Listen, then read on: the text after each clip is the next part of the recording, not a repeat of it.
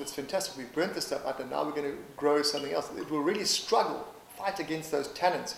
But when you take the process, and as what John says is right, it's a different process, up above 80%, pure carbon. This is not a fertilizer or compost, although there are trace elements in it. But what it really is soil amender. It amends the soil. A gram of this, okay, so half a teaspoon of fine carbon. Give me a teaspoon there. Okay, let's say that's a gram. Okay, has a surface area of about a rugby field. What? Oh. Yeah. Okay, so the lesions, there are so many, it's so porous.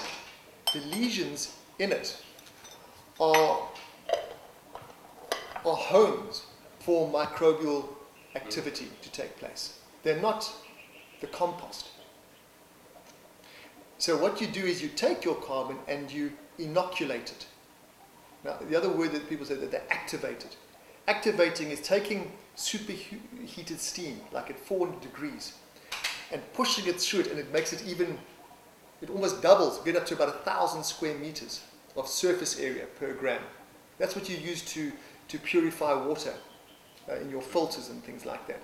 But for agricultural purposes, this is more enough. So you would take a kilogram of this, a liter of compost tea, so like a guarana tea, or you get any organic compost tea, or chemical if that's your poison, and you leave it overnight.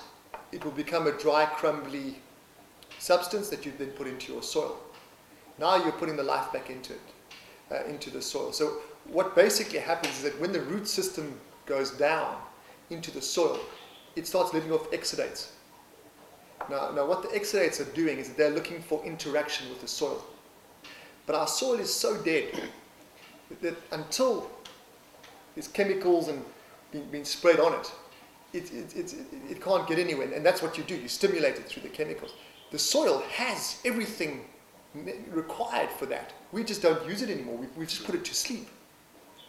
So now we're creating the microbial behavior around the root zone to allow these exudates to interact with the soil, and now you start having proper growth. The roots start going down. So it becomes the home. It puts the life back into the carbon. What it also does is it holds material. So in other words, when it rains, when you've got a 4% fixed carbon content in your soil, you're going up to about 80% holding capacity. So this drought that we're currently experiencing really would not be anywhere near the severity of what it is if we had the correct carbon content in our soils. Can I just stop this for a moment to put in at this point, John? On the way here, you were talking about the microbiological that the bacteria in the soil are now being found to be a very, very important aspect of our nutrition and also of plant health, something like this. So, yeah, that's true. But what Luke is saying is that something like this carbon becomes a home for those bacteria. I mean, I personally would probably look at something like a worm tea to inoculate. Perfect. You know? That's we're working with the worm. That's the casing. Yeah. I mean, everything Luke has said, I would agree with. We've now so destroyed our soil that we have to resort to remedial action like this. We can't just look at a natural process. But this is a means to reintroduce the thousands of species that there seem to be of microbial life that is essential for that vitality and health. I mean, I would definitely agree with what he's saying regarding the drought. The drought has been created by the denudation, the removal of soil carbon. I mean, most, as he's already said, agricultural soils are less than 1% carbon now. So how is it going to hold water? And if you consider that actually most of our fresh water is held in the soil, never mind the dams and all that, the most important reservoir for water is the soil. It's a buffer, and it feeds our natural systems of springs and boreholes and so on. It feeds the transpiration flow for plants back into the atmosphere. So without that bank reservoir of water in the soil, which is dependent on soil carbon or plants, we're heading for the crisis that Luke was talking about. Not heading, we're in it actually. And the other one that I'm seeing, which I alluded to a bit earlier on, is those critical aquifers that you're talking about, is how we're poisoning them. Oh yeah. Because the soil is not holding the chemicals back. It's just going It's going straight through. It's going straight through down in there. And that is another, I mean, you know, what I find so amazing about this whole thing, and one can get really emotional about it, is that when you approach the farm with facts, and you show that here is the water that we've tested. Here's the independent test of the water. Here's the soil. This is what's actually happening. I don't care. That's what they say. Yeah, they do not care. The only... They should be taken off the land. Yeah, I think absolutely. time's come The for that. worst problem that we have in agriculture is farmers. Yeah. And I'm a farmer. And it goes back to the education, but they are so desperate, they are so leveraged. I mean, I'm going to the banks, and I'm saying to the banks, hold on guys. FNB, you're holding billions now of agricultural debt. You're the biggest. Okay. What's your, you know, how you got this guy by the balls? What are you holding on to? Well, we're holding on to his land. Okay. But that land's useless. So your asset that you're holding on It's no longer an asset. is no longer an asset. You've got to take some of that interest and you've got to get carbon into it, because A, you're giving the poor farmer, well, agri-businessman, slave, a chance to pay it back, because you can actually start producing something again. And B, at least you're upping the value of your specific choice of torture. So it's guys, absolutely, because this is the way it's being done.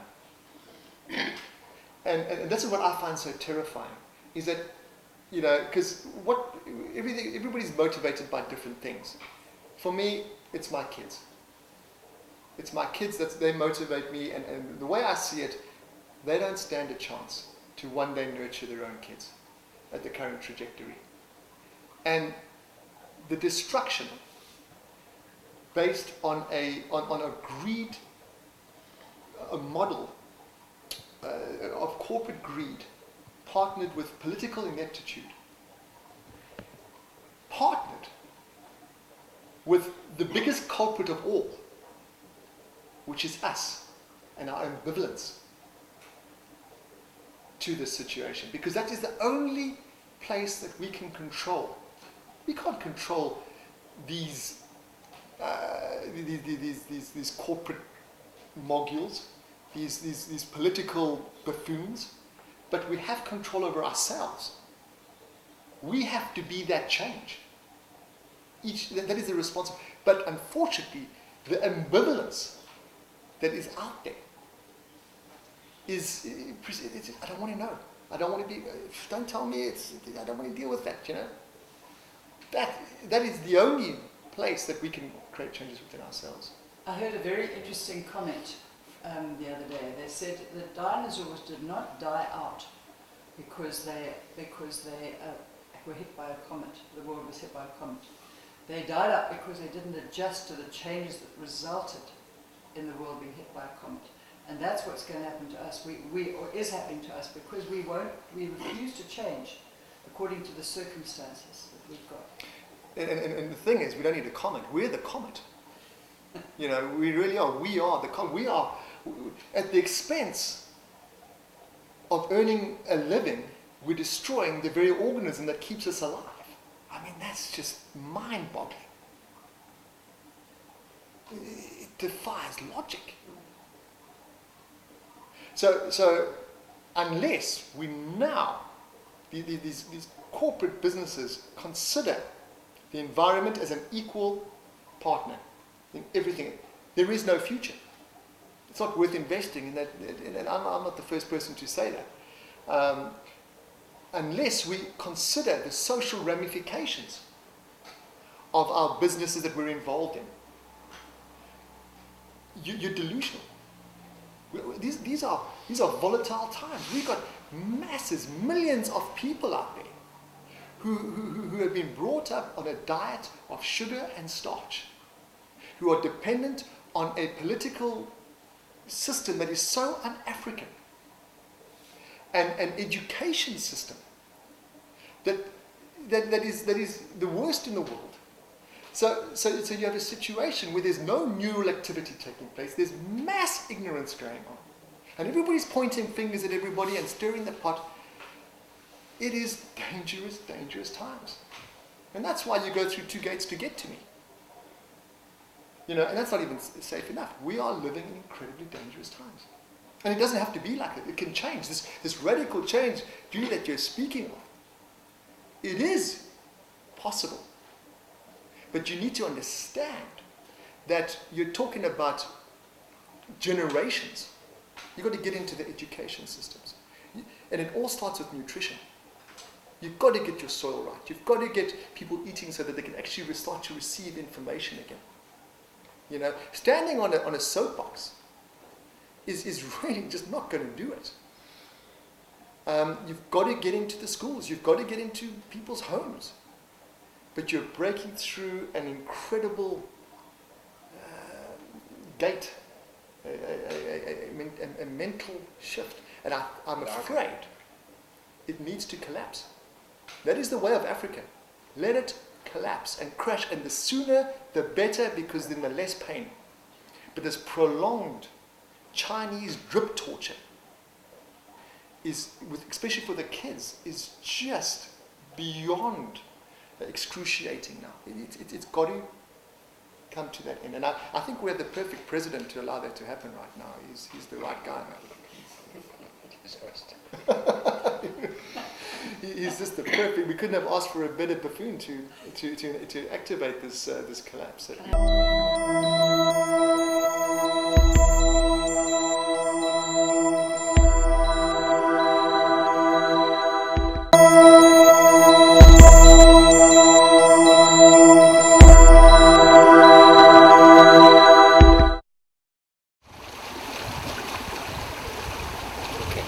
Here we have an environment that's as close to pristine as you'll probably ever get.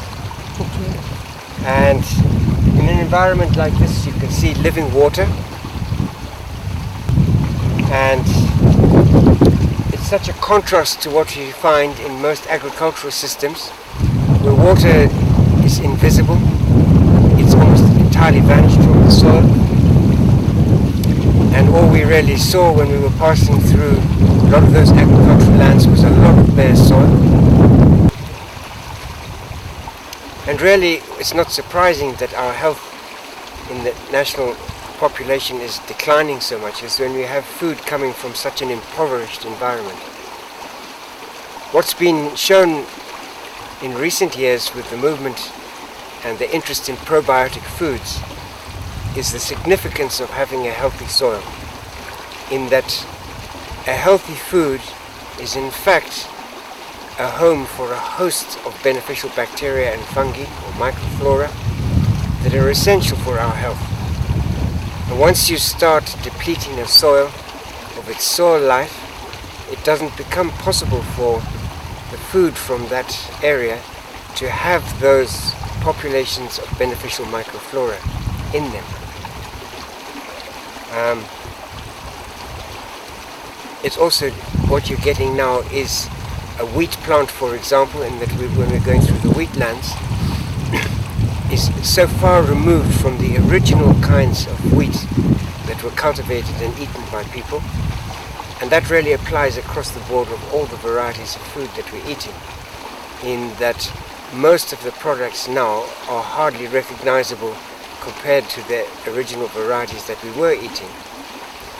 But it's even seen and actually become in certain parts quite fashionable amongst chefs that it's the probiotic or the biotic elements, the flora that are contained within a food plant that give it the more subtle and tasty qualities that are appreciated by the fashion in cooking these days and are so vital to our health.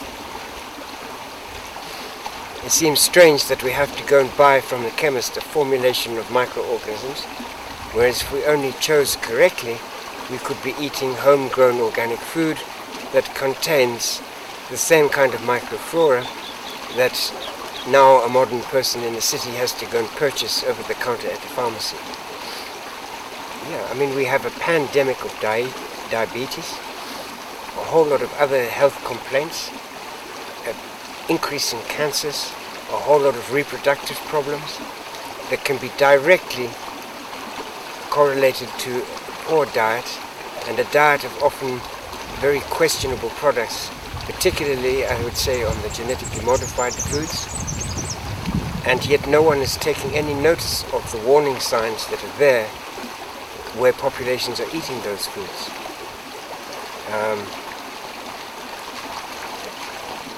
And it's not going to be your chemical tests, like I've seen some comparisons done where there's not a discernible difference in terms of chemical properties between foods, but very little testing is ever done on the biotic component of foods. There are some tests, such as the Brix tests, which are used in the wine industry, which do show a significant difference. But yet it's those probiotic elements, and each of those bacteria have a whole genetic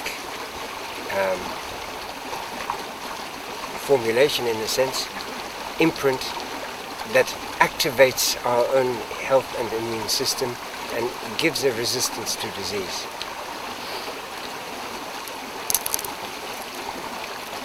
Yeah, but I think what's more important is what we're saying with Luke, Judy, in that, just think of what he's done. Like a small area like that, and he's feeding how many people? 20 people. Imagine if he in took a sense, little bit more land and did more. Would feed a lot of people. But is that the option? To go on a model, you're still going to have to transport everything around? Yeah, but it could be done nearby where everybody lives. However many people there are, you have that much space. An insane situation where large numbers of people move from highly fertile, well-watered areas into urban slums where there is massive desertification, huge endemics of disease and health problems. They have a poor diet. They live incredibly stressful lives. Whereas if communities were encouraged to develop the areas that they came from, you would have a massively healthier population. There wouldn't be issues of unemployment because you are engaged actively in providing your sustenance and shelter. There wouldn't be any of the same kind of social stresses and so on that exist. And they would be eating healthy food daily. In areas that have the greatest potential. So we've got things upside down in a sense. We have the Western Cape where land is the most expensive, and yet even from a conventional perspective it's the least productive agricultural land. And yet daily we have a massive mushrooming of the population on a piece of ground that cannot really sustain it. Both in terms of water, the energy question, we then have compounded problems of pollution, and never mind all the multitude of social issues of a large concentration of people who don't really have employment. It would definitely, I really admire those initiatives that have taken place in those communities to provide food and income, because there is such a premium now on producing food, and the cost of food is escalating almost daily. So those initiatives that have taken place in our high-density suburbs of the Western Cape are actually doing extremely well, in that they are generating a fair income and showing that it is possible to produce food under extreme conditions. And perhaps one of the most remarkable things about the Western Cape is how much it can produce on what is considered, from conventional terms, poor soil. And yet the Cape sustains a massive population and, relatively speaking, has a massive production. And if those kind of efforts were applied in the more naturally fertile parts of the country, this country, I think, would be the breadbasket of Africa. As it stands, we're facing a crisis of having to import most of our food. What about the water here? Well, here you've got living water. If you look at the water, it's moving and swirling and pulsing. There's light and dark. And this is the kind of water that, from a biological perspective, is able to bring nutrients and bring health and carry and sustain life. When you have water that has gone through an industrial process, the molecules of water are in a chaotic state and are not able to carry the active minerals or nutrients that they are. They also don't have the health-giving properties that a living water like this would have. And water such as this has the abilities to sustain plants, whereas water that is being denatured and with life destroyed out of it is not able to sustain life, or you certainly need a great deal more volume than you would with living water such as this. Have you ever seen the results of the difference of plants fed with one and plants fed with the other? The most dramatic example of that really occurs with rainfall. It's extraordinary. Like the other day, we had a light rain of less than 3 millimeters in the garden that I'm responsible for nurturing at the moment. And yet for 2-3 days afterwards, there was no need to do any irrigation, and all of the plants perked up noticeably. There was a visible increase in growth and a kind of vibrancy to the foliage of the plants in the garden. Whereas you can, during the more harsher periods when there was no rainfall, you can irrigate like mad, and somehow that vitality in the plants was not as evident as a mere shower of 3 millimeters of rain. What do you put that down to? Living water is that water that goes through the natural water cycle and is activated by the process of precipitation, the flow forms that are taking place in cloud, and so you have biologically active living water.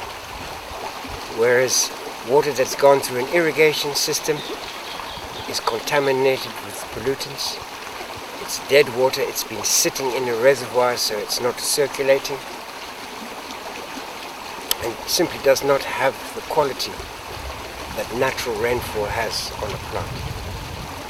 If you were to make a proposal of what is the best way of utilizing our precious water in a time of extreme drought, in the best possible way we can to produce just the most nutrient foods in the best way, how would you recommend we spend that water? Well, we have a number of anomalies. We use massive volumes of water in industry. We use massive volumes of water in domestic situations. We have a situation in the Western Cape where water is distributed at random through the townships without any charge. And it's not surprising then that you find that in the Western Cape is using almost up to 40% of its capacity water a year. And actually the highest proportion is to the city. I mean, I think it's a fallacy that the farmers are using it all up. its urban developments. One of the most inefficient uses of water takes place on a thing like a golf course, or what I call green deserts and lawns, where massive volumes of water are pumped out onto a surface. They then move through the system and end up causing drainage problems. So our design on the water system is short and lacking. I know for certain that the same amount of water that is applied, for example, onto a golf course could sustain quite a number of hectares of food production. And I mean, what I've seen with a polyculture organic system, a hectare of organically grown food can yield about R250,000 per annum of valuable products. That's using last year's figures. And if we consider the inflation of costs of food, that's going to escalate. Compared to the returns from a piece of open grassland on a golf course, I doubt whether the subscriptions are going to match that kind of income generation or necessity generation. Whereas the subscriptions are really just pandering to a very elite selection of the population and not benefiting the population as a whole. And it gets compounded further by the kind of addiction to chemicals that takes place in that kind of environment, of massive applications of fertilizer, herbicides, pesticides, and so forth, to maintain that situation. So really, a situation like that is one of, from an ecological perspective, the greatest disasters we're facing. And with very simple planning, if those resources were recycled into a food production system, we would have a great deal more satisfactory situation in terms of nutrition for the population in that area.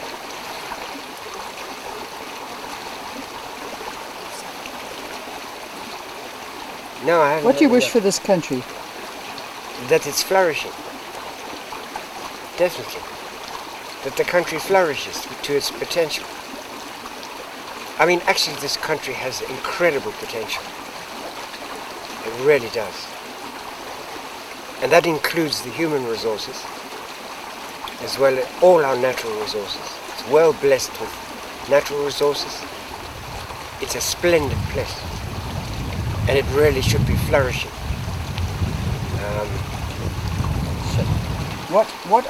Should governments ban or promote that would work? That would help us get ourselves out of the shit. What would you say? Tell us a few things. I think it has to start with communities. You have to empower communities to take hold of their own destiny instead of becoming dependents. That's very important, and there's a holistic, it's definitely a holistic approach would be needed. We should thrive on our diversity instead of nitpicking in our diversity. And I'm talking here of populations. Populations should be allowed to nurture themselves instead of forming into lagers that are feeling constantly threatened.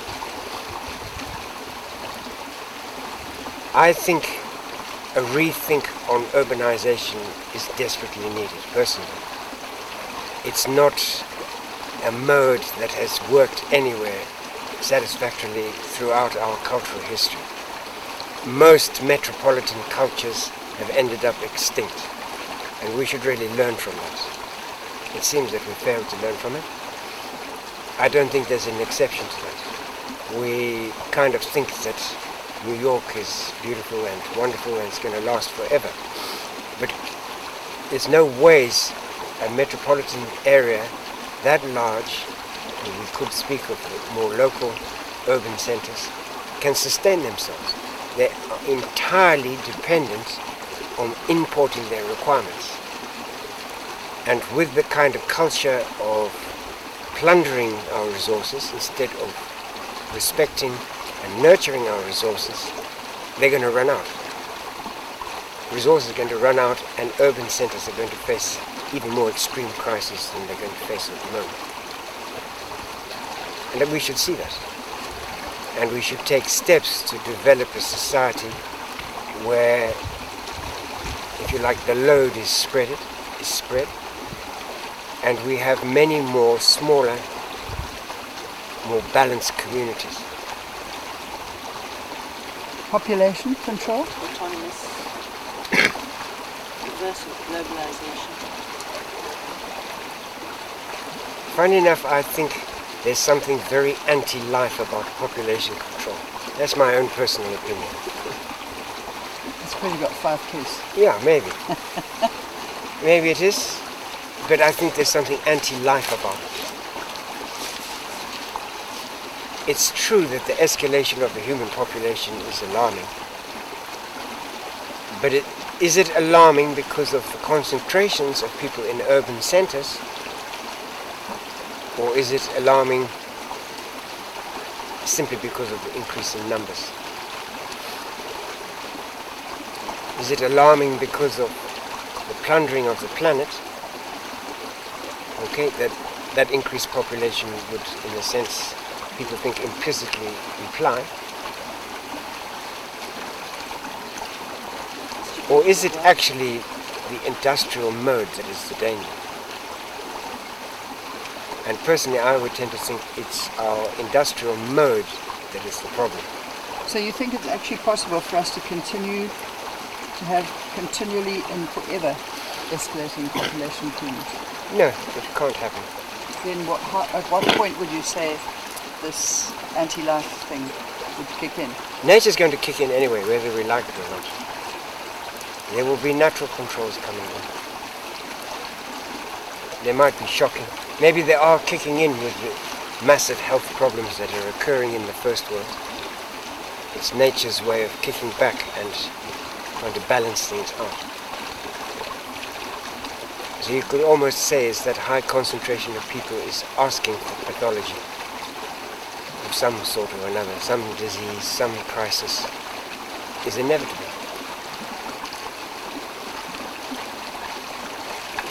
Globalization? Yeah, I think it's an insidious arrangement. It's terrible. I do. Because it's Would you tied. would you ban monoculture? Look, it's on terminology. Generally, look, a golf course is a monoculture.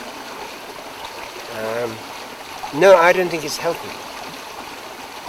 It's elitism applied to plants. You know, so society's elitism is transferred and manifested in its mode of agriculture. It's a kind of elitism, very much so, on many levels: economic, social, product. Eliminate competitors. I mean, what's shocking is the loss of diversity. We should cherish diversity and not eliminate it. Diversity, smursty, who cares? What would you say to that? I laugh at the ignorance of the comment. Or I smile. There's a rather sinister element to it, but really shame on the person who is seeing the world like that.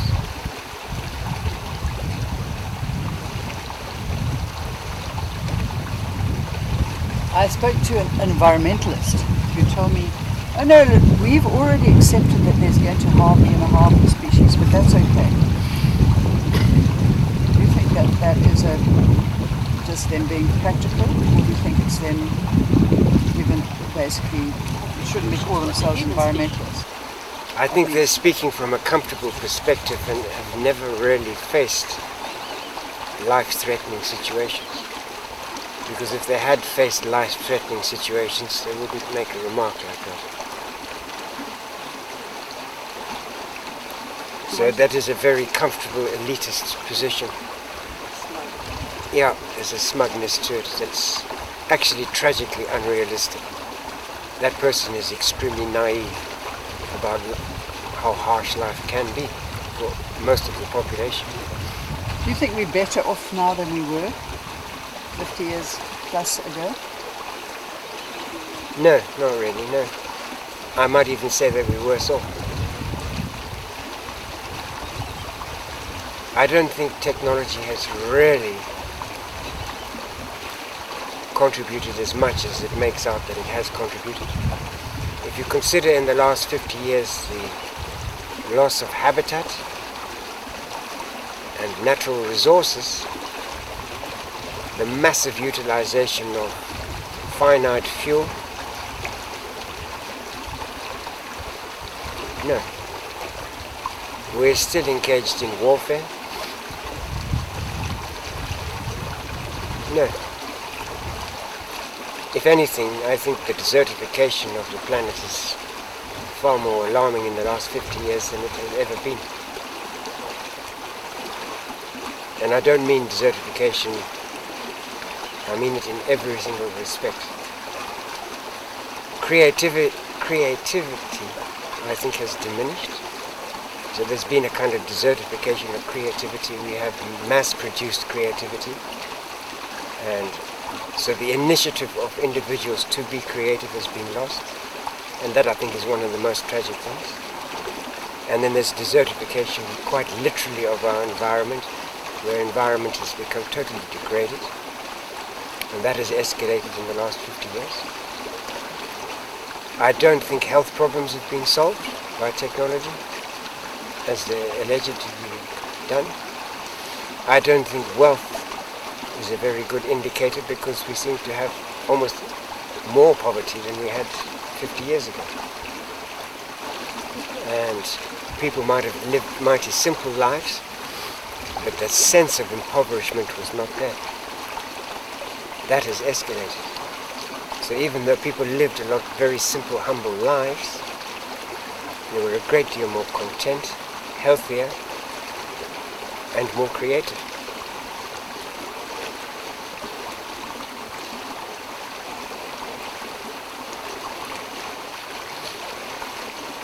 What do you teach your children about, what do you wish for your children to do about the future, if anything? Do you think it's not their problem?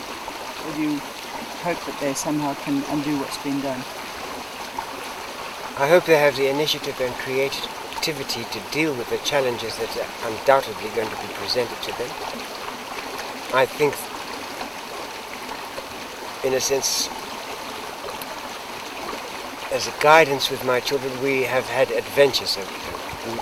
We've tried to teach the children to deal with challenges. And I think that's very important. So, for example, the challenges of a new country, a new language, being able to adapt.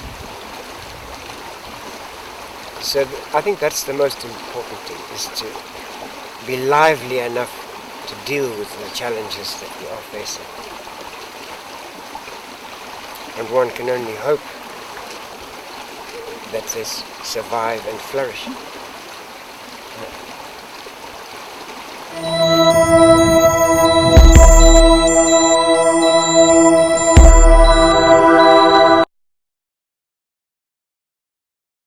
Why is the Ganges almost over? Because the glacier is melting 1,000 times faster than it was predicted to melt.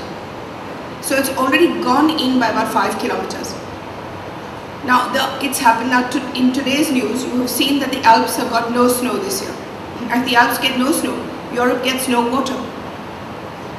So it's already upon us.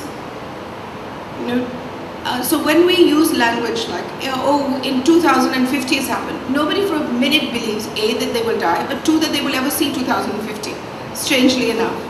Both these beliefs exist in our minds. So if we can say, we are already in the middle of the climate change, we're done, we're finished. It's not only the polar bears who are hanging about on little islands. We are hanging about little islands. If I get 7 million Bangladeshi refugees per year, because Bangladesh is going down, because it's a coastal area, then my life is already over. How can euro can fail today, the rupee tomorrow. How can I stop revolution in my country? How can I stop anything from happening if I'm absolutely inundated with refugees? So what are we talking about? The quality of life is already over. Now it's just life we're looking at. So if we would change our language and realize that we are where we are, right in the middle of it, then perhaps people might work with more urgency. Secondly, if we stop data collection for a little bit and just get on to action. 3, if we stop COP17, COP20, COP92 and just do it as countries, realizing that we are in the middle of a crisis and each country has to deal with it, whether legislation or force or persuasion or what, and call a moratorium, for God's sake, on population building, instead of giving incentives to having a 5th child, as so many countries still do, and just say, okay, for the next 5 years, we will all not have children, and let's see what we can do with our resources then. I mean, we'll have to do something. The point is nobody's doing anything, because we all think it's still in the future. I mean, the day New Orleans died should have been a wake-up for everybody. The fact that Japan has let radioactive water swish about, and all of us are covering it up instead of noticing the huge amounts of fish that are washing up. If we notice the 400 black holes in the ocean caused by just urea, and the US and India being the highest urea users in the world, even that we haven't stopped. Now, in all our economies, methane is playing a biofuel part. There's an intention of every country to increase methane, not decrease it, so that it takes the place of carbon dioxide. Hello? Does that make any sense at all? I mean, India has a proper economic plan to increase methane use. So, again, another long answer. Sorry. Thank you. And there just doesn't seem to be any short answers here. I wish I could just reply with yes. Maybe I'll think of something.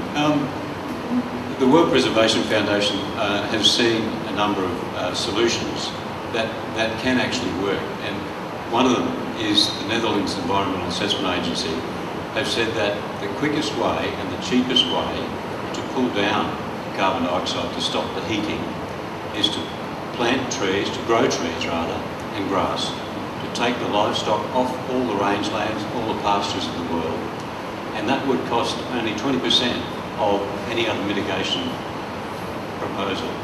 Now, And where do you take these cattle off? Two years ago, the Netherlands Environmental Assessment Agency produced it. I'm happy to get it. Sorry. In Africa, 51% of the continent is actually high rainfall savanna. That is, there's more than 3/4 of a metre rainfall. And we're told that with that rainfall, if the savanna was not burned, it would return to woodland and forest. So there we have huge potential to soak up. It's in Africa, fire is used commonly to maintain pastures, to burn out old grasses. Several times a year they fire. No, it's used in India as well. It's used in China. It's used all over the world. Yes. Fire is used as a method to clean up. Yeah. So I share your concern, but I do see these solutions are there, are readily available for us. I don't see any And you think we solution. should? I don't see tree planting as a solution that will work immediately. After all, a tree is not a tomato plant. It doesn't grow in 2 months. I can plant a billion, million, trillion trees, and I will still have to wait 50 years for them to turn into a forest. Right? A tree, 100 trees does not a forest make. No. But there are many areas that will regrow naturally. No, I'm saying even if we let it regrow naturally, or even whether we plant them, it's still not a solution that will work for me right now. It will not stop the Arctic from melting. I'm more concerned with the permafrost in the Arctic than I am with anything else. Because if they melt, and we've still got the ozone holes there, then nothing stops us from completely going over the edge. So give me a solution that will stop the Arctic from melting, that will keep the permafrost, keep its methane.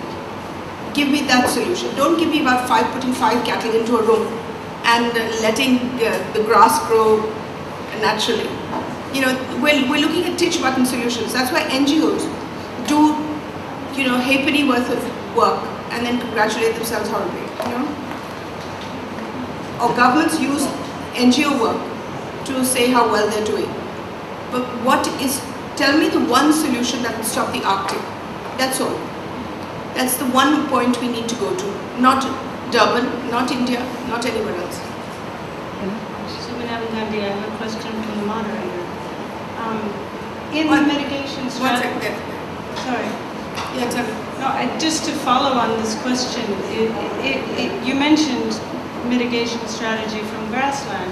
I'm just wondering if you could share with us your opinion of the difference of changing diet versus a mitigation strategy like that. If you don't eat, you don't have to take... You see, the Netherlands is suggesting every country has come up with its own crackpot solution, all right, to remove 12% and 15%.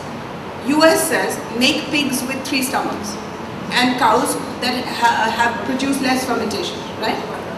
All the scientific establishment is now working on biogenetics for animals to make them produce less methane. Netherlands, as you say, is saying let's take them all off the pastures and put them into rooms. The point is, whether you put them into rooms or you put them outside, they're going to produce the same methane levels.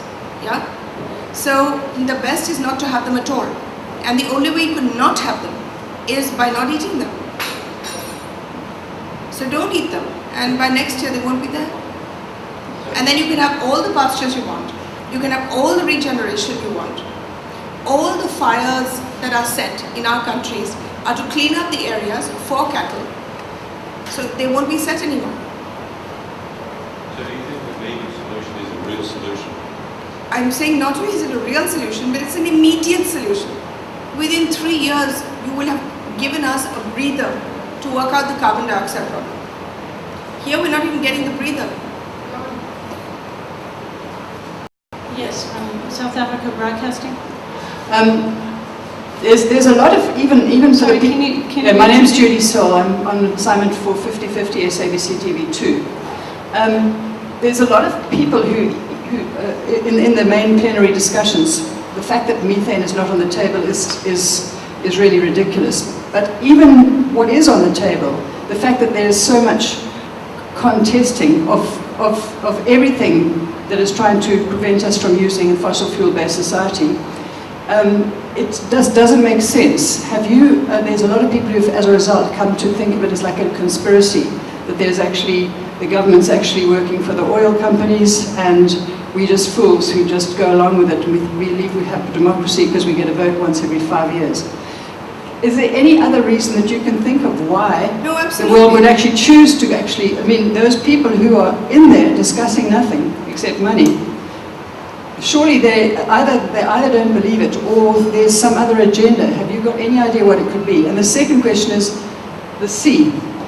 I'm really very worried about our situation in the sea. Can you just tell me what you would have told us if you'd had more time last night about the sea? Well, the first thing I'm going to tell you is that why are people quarreling inside COP? Because not a single one knows what they're saying. They're all career diplomats, career bureaucrats, and career politicians, none of whom are scientists and none of whom have actually got any positions except country positions, which are that I will take home more than the other. If you look at the COP from 1 to 17, the same person hasn't attended the next COP, either the same minister nor the same bureaucrat. Most of them, like for instance in India, the person who's coming here was appointed last week. So hasn't got a position at all, except I won't do what my predecessor did. So what you're dealing with is people who are talking about matters they know nothing about, to an audience which is not in Durban but in their own countries. And it's about a subject that cannot be dealt with, as I said before. Why would I quarrel with you? And why would I keep quarreling with you? Unless I didn't know what I was talking about. 2, I didn't know what I wanted. What do we want with carbon dioxide? As I said, what is the position? What are we quarreling about? Not one person at COP17 is saying, all right, I will do this. Let's quarrel about this. Shall we put off coal first or cars first? That hasn't even come to the table. The quarrel is, you have more carbon dioxide than I have, therefore you must allow me to have as much carbon dioxide as you have before I mitigate it. That is the quarrel, right, to put it simply. Now that has half the world on one side and half the world on the other. Now that is not a bridge you can divide, because the developed world is saying, okay, we've made the mistakes, please don't make them again. We will pay you money not to do it. And the developing world is saying, I know, I'm sorry, that's too late, I can't go back with just this much money. If you give me this much money, I'll think about it. But in actual fact, I'm not going to change because I'm going to do what you did. That's the only quarrel. So the actual nitty-gritty in COP17 or COP1, COP8, COP10, Rio, wherever you, Kyoto, Copenhagen, has not even come onto the table for negotiating. Which is, alright, am I putting a moratorium? You will be allowed to have 500,000 cars and I will be allowed to have 500,000 cars. Fine. Now let's talk about this. But that hasn't even come onto the table. Okay, you will be allowed to have 400 coal-based plants and I will be allowed to have 400 coal-based plants. Once you get to actuals, then there will be no more quarreling, then we're dealing. And we will be able to reach a sensible solution. But we haven't even reached the point of dealing. Because there's nothing to deal with. What we're actually doing is saying, I'm going to do what you're going to do, and you're saying, no, you're not going to do what I'm going to do. And I'll pay you not to do it, but my money is very little because my euro is going down the drain and I've got a recession going on in the US, so I'm going to give you very little. End of problem. So that is the problem. That is the reason why COP is achieving nothing. The second is about the sea, the ocean. You mean the ocean? Yeah. The ocean, unless you stop fishing, is dead. Unless you stop using it as the largest garbage dump on the earth, it's dead. Unless you start saying that using it as a resource, as a permanent oxygen sink, rather than a fish catching country, you're finished. After all, if I use urea, it all pours into the ocean. But I'm not the only one. You're pouring cyanide into the ocean, you're pouring your oil into the ocean, you're pouring everything into the ocean as we speak, every minute of the day. So it's not holding up at all. 400 black holes, each black hole is between 100 kilometers to 200 kilometers, which means we're looking at, what is a black hole? It's a hole that goes from the ocean floor to the top. And within it, there is no oxygen, there's not even this much signs of life. It is like a dead star. No fish will go through it. Nobody can enter it. If you go in, you may not come out. And it has only been created by an excess of algae, which were created by the chemicals we put in. And they destroyed the ocean, that part of it, till no fish, nothing exists in it. Now these are not reparable. They will be there forever. And you had 16 6 years ago. You have 400 now. So how long is it going to be if the whole of the ocean is a black hole? Where will our water come from? After all, your clouds pick up water from the ocean and give it to us as fresh water. Where will we get water from if it's all a black hole? So the ocean is not something that we can even save. After all, your corals are almost all white now. And they are the biggest bioindicators. You have to stop fishing.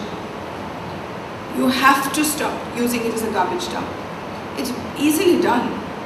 If you just stop fishing, you stop fishing. After when they said you can't kill whales, then everybody stopped killing whales, except Japan. So there are things that have to be done by executive order. But they're not even on the table as yet. Nobody is saying stop fishing. They're looking at quotas. You fished out the Arctic, so you go to the Pacific. You fished out the Pacific, now you go to the Indian Ocean. So I don't really have much hope. But in any case, all of it becomes irrelevant when the Arctic ice melts. So, I know, so boring, so despondent. I wish I could say something so happy that we would all be jumping about for joy. Other follow-on questions? Yes. Hello. Please identify yourself. Yes, my name is Mafeno from the University of South Africa. Okay. Just listening to all this, man, of course, there's a sense of despondence and almost loss of hope. And and I'm hoping that we might be able to come out of this, but surely I doubt if it will be an overnight sort of solution as you are proposing. My question is twofold. Firstly, everything I think in the world is tied to economics, commercialization of this, that, or that, which is the money element, and that is why we have these big conglomerates, all of them defending their positions and doing what they're doing. I mean, there is money involved in commercialization. Now, from the message that is coming from your side, it's more, I would imagine, of an appeal to an individual, your ordinary man in the street, to say, change your lifestyle, basically, something that I'm very much for. But it's a case of how realistic is that? Because it's one thing to say, hey, let's look that way. For me, it's a case of how do we, if we were to just put simple, realistic steps for an ordinary person. What I'm saying is, don't change your lifestyle. That's the thing that everybody doesn't understand. The carbon dioxide quarrelers, the ones that have taken carbon dioxide as their main message, are saying change your lifestyle, which is what nobody's prepared to do, including me. If you tell me don't go for a holiday, roam around in the dark, go to sleep before 6 because there's no electricity after 6, I'm not going to do it, right?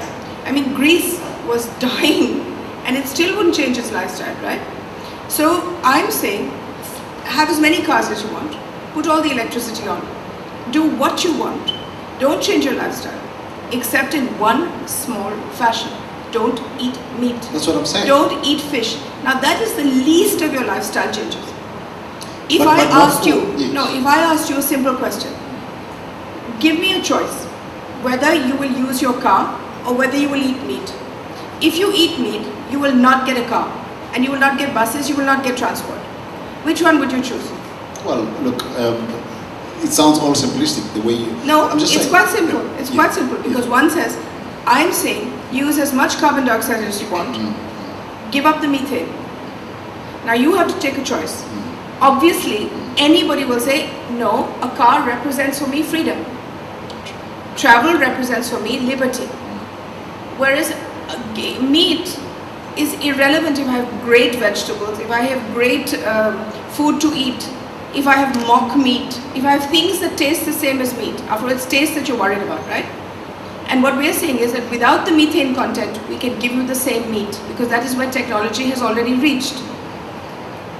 So what would you rather give up? See, what I'm trying to say, ma'am, is that I'm talking as a man in the street, somebody that lives in an ordinary community where, for whatever reason, over the last, I don't know how many years now, people's diet is so much made of, stuff from meat. Essentially, Absolutely. Now, that is a radical change to say to somebody, I mean, as you know, South Africa is one of the... But I need to present it. Governments need to present it as an either-or solution. If you do meat and cars, you die. So now you do meat or cars, meat or electricity, and you live well. Which one would you choose? Tell me. Well, I know what you're leading to, but I'm saying, practically speaking, for an ordinary So then we be practical and we don't die. Wherever he goes, there's a KFC, there's a McDonald's there, there's this, there. But that's there because you eat it. So if we were to say to them, guys, this is what we should be doing, a step-by-step process. There's no step-by-step time now. Of living or living off. I'm saying we are trying to do a step-by-step. We are saying, I'm not standing here with a stick and we are presenting to you delicious alternatives. We are presenting to you, after all, we are all as well dressed. We live just as well. There are no aging hippies here. We are all reasonably good in our professions. All we're saying is we do not believe in destroying the earth. And we believe that if you remove methane you can do well. That's all we're asking you to do, is to bring it onto the table. And this step-by-step approach has been tried for carbon dioxide. It hasn't worked for even one step. After all, after spending something like $100 trillion, solar energy is still 3% of the world's total electricity mix. So that's step-by-step. That's a step-by-step approach. So no doubt by the time we all die, it will reach 5%. So what we're saying is governments now have to take a decision and say that no meat now. Why don't governments say no drugs, no cocaine? Some governments will at some point say no smoking, hopefully. So why don't they just say no meat?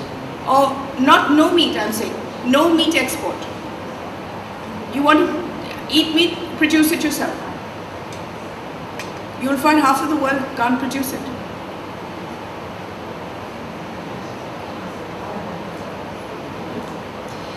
Yeah, briefly, just to follow up on what, my name is Melanie St. James. I'm here from Empowerment Works. We're based in California. We're a global sustainability think tank in action.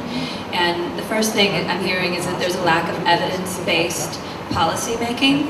And so, Madam Gandhi, from your experience, long experience in government in India, what do you feel would enable, what mechanisms could on a national level, like you said, so we can take action, each country do what they can. What have you seen to be effective?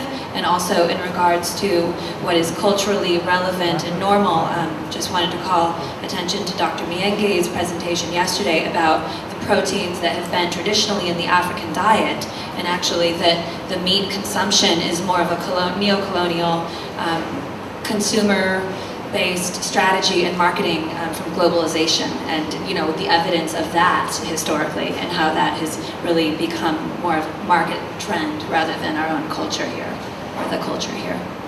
So the question is, what should governments do? Is that the question? How can evidence become part of the policy-making framework?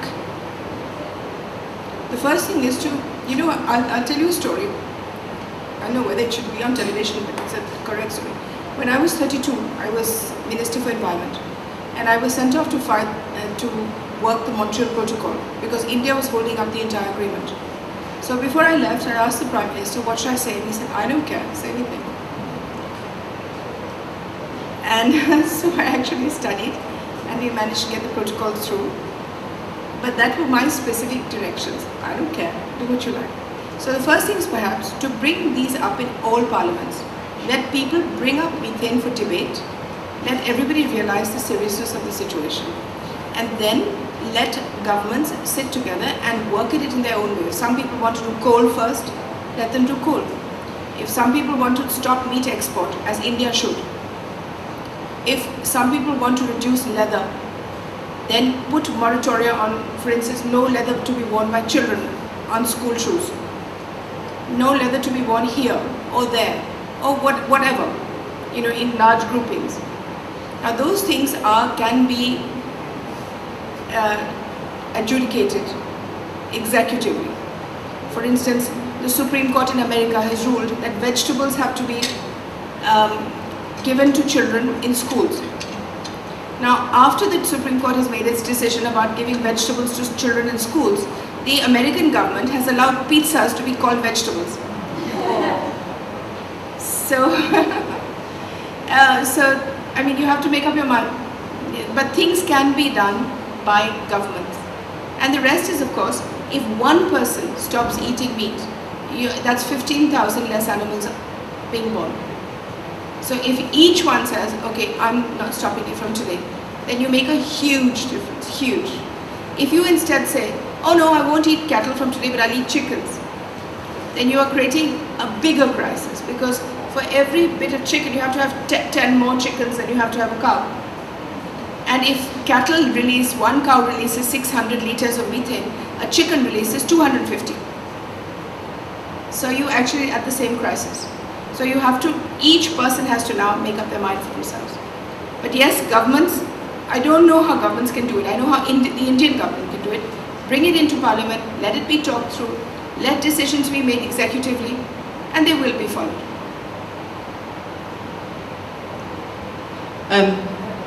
It seems very strange, but that a whole conference on global warming actually ends up with the governments talking about money. But that seems what they're talking about. They're not really talking about saving our planet, they're talking about money. And it leads you to begin, especially with all the things that have been happening with the world of money, and you begin to realize money is really a scam, isn't it? It's just a way of controlling the resources of the world. No, but they're talking about money because there's nothing else to talk about. If I say that I'm going to pollute as much as you pollute, and you pay me for not polluting, then the answer is money. But how do you stop? See, the people giving the money, the United States was giving a polluter fund, right? Now I know in India that you did the stupidest things and then you claimed that money. So you didn't actually make any difference. Suppose I was running a shop and I decided instead of giving plastic bags out, I gave paper bags out. Then I would get money from the polluters fund. Suppose I grew 15 trees in my backyard, I could then claim money from the polluters fund. So if you're going to throw money about like that, then the talk will always be about money because there's never enough. But there's no way in which the people taking the money are using it sensibly. And there's no way that the people giving the money can or even should give it. Alright, I made a mistake. I polluted the planet. Why should I give you money now not to pollute it? You do it yourself because in any case we're going to die. Maybe because of my mistake, but you're dying just as much. The thing that also worries me about money is it's a means of certain very few individuals controlling the world. And so we never get that far because there's never enough money. So how do they control the world? They just create more. No, America gives the money, but they give it to the Indian government, for instance. The Indian government disperses it like a normal lunatic would, which means straight into the dustbin. You know, in terms of paper bag replacements or other rubbish. So nobody controls anybody, it's just money for jam. You know, you just throw it away. Do you foresee us ever living in a world without money? Because I think that's the solution. Because then it changes the power. I would be hard put to get up every morning and say, okay, how much does this cost that I can exchange for an egg or not? I'd have to reevaluate everything I owned. And it would open up huge exploitation of mines. It would lead to more wood cutting. Because then you're exchanging. The barter system in this day and age, with our mentality, would destroy the world in 3.5 minutes flat. Why would it have to be barter at all? Why do you have to evaluate everything? Why don't we just put in because we want to? Because we just want to contribute something to the planet?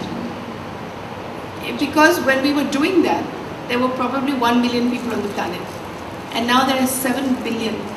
And I can't see 7 billion people actually negotiating a lack of tender, legal tender. Thank you. Are there any further questions from Madame Gandhi? We should go to Daniel now. He probably has far more sensible things to say. I just want to ask guys. My name is Jean. We run a small farm in Canada. And one of the problems is we sell 2 tomatoes, and that costs people $1. And they go, $1 for 2 tomatoes? I can go get a hamburger at McDonald's or another place for $1. And this is caused by subsidies. This problem of... I want to grow and export peas. I have to buy land, put in the pea seeds, harvest them, can them, send them abroad, all at my own expense. But if I want to export meat, I grow the meat. When I say grow the meat, the goat can graze free on government land, denuding all the hills and villages of their rightful pastures. It's free. I then take it to a government slaughterhouse where it costs me 1 rupee, that's about 1 cent or 2 cents, to get each goat killed and cleaned and packed for me. And I then export it, and for every meat goat that I export, I get an incentive of double of what it cost me. And if I want to set up a slaughterhouse myself, I get a free loan from the, not loan, I get a free grant from the government of 20 million rupees. And I can set it up and I don't have to repay the loan. So that is the kind of incentive I have for creating meat and for feeding the rest of the world. So as a result, I have no forests left. I have no pastures left. Oh, absolutely. There's a demand for it. But there's a demand for it because I've created it. I'm giving to them free. I give you a 1 kilo of meat at 20 cents. So obviously there will be a demand for a 20-cent meat. And I can give it to you at 20 cents because the pasture has come free, the forest has come free, people's water has come free. I have created only death and devastation in the villages because they have no plants left, they have no water left because of the goats. We have whole, mountain ranges like the Aravalis, which have not got one plant on them left anymore.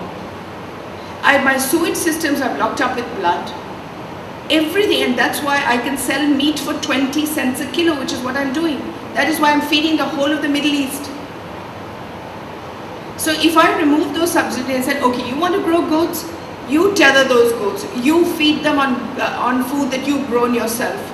You will use your own slaughterhouse and you will pay this much money for the slaughterhouse. You will look after your own sewage boy. You will do everything that I do as a vegetarian to grow food. And when you send it abroad, I'm not giving you an incentive to export it, you export it and whatever money you get, good for you. Then my meat instead of 20 cents will cost $200.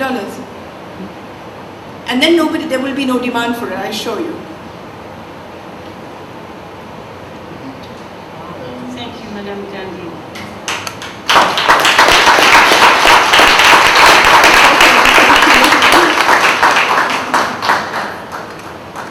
Our next speaker, Dr. Daniel Maingi, is a molecular biologist with a passion for conservation of both biodiversity and ecosystems. He is also a devoted vegan. Daniel has served in both public and private research organizations in Kenya and in the United States. Dr. Maingi works with numerous organizations to preserve natural habitats, to feed the hungry, and to help small farmers thrive through sustainable agricultural practices. We will take your questions after a few comments from Dr. Daniel Maingi.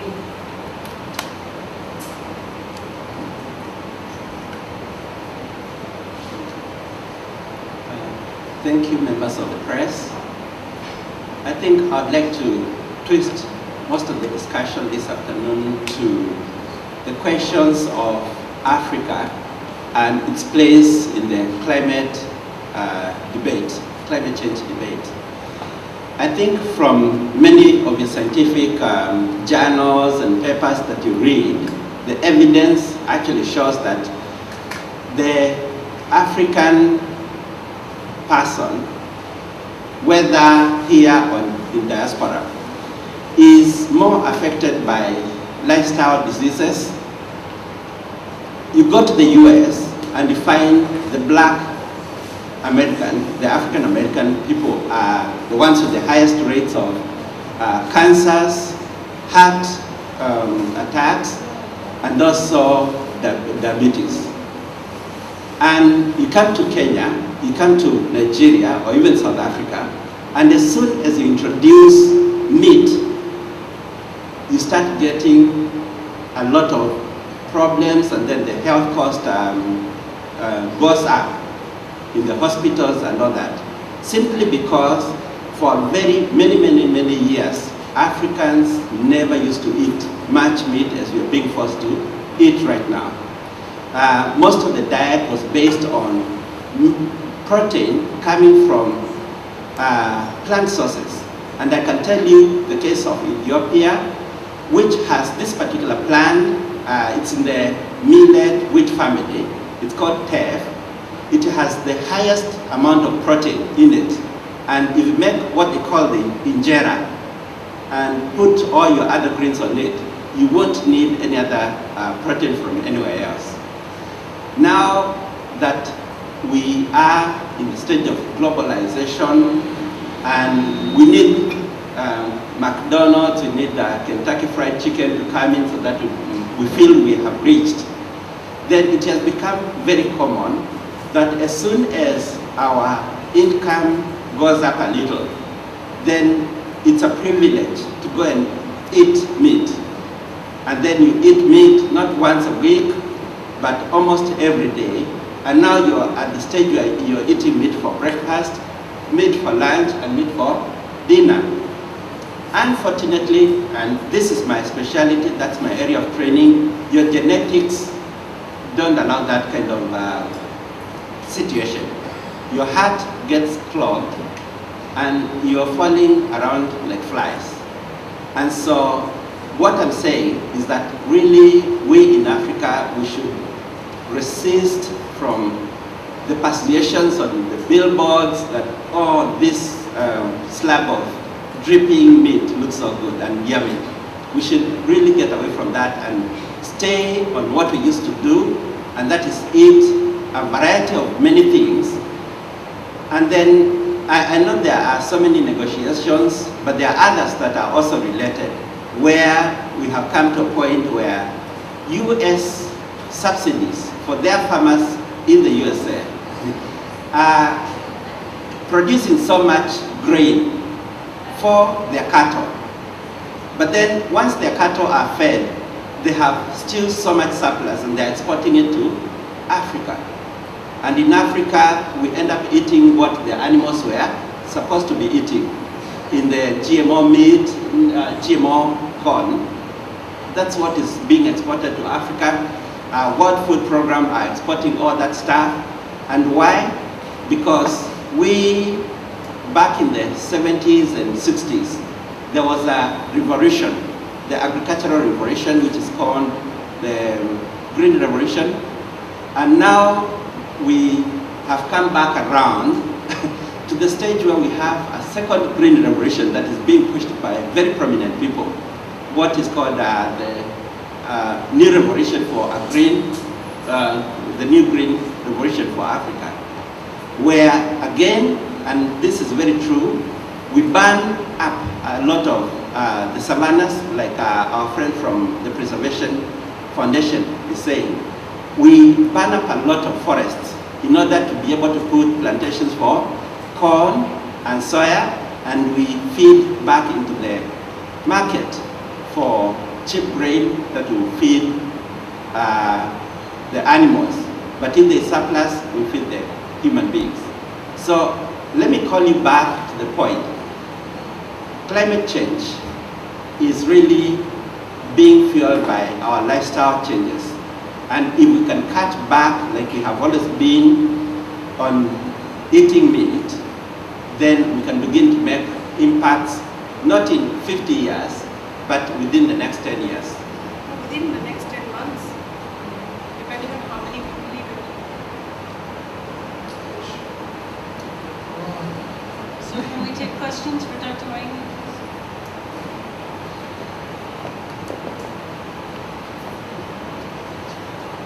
Thank you, Doctor. My name is Judy Sawyer from SABC TV.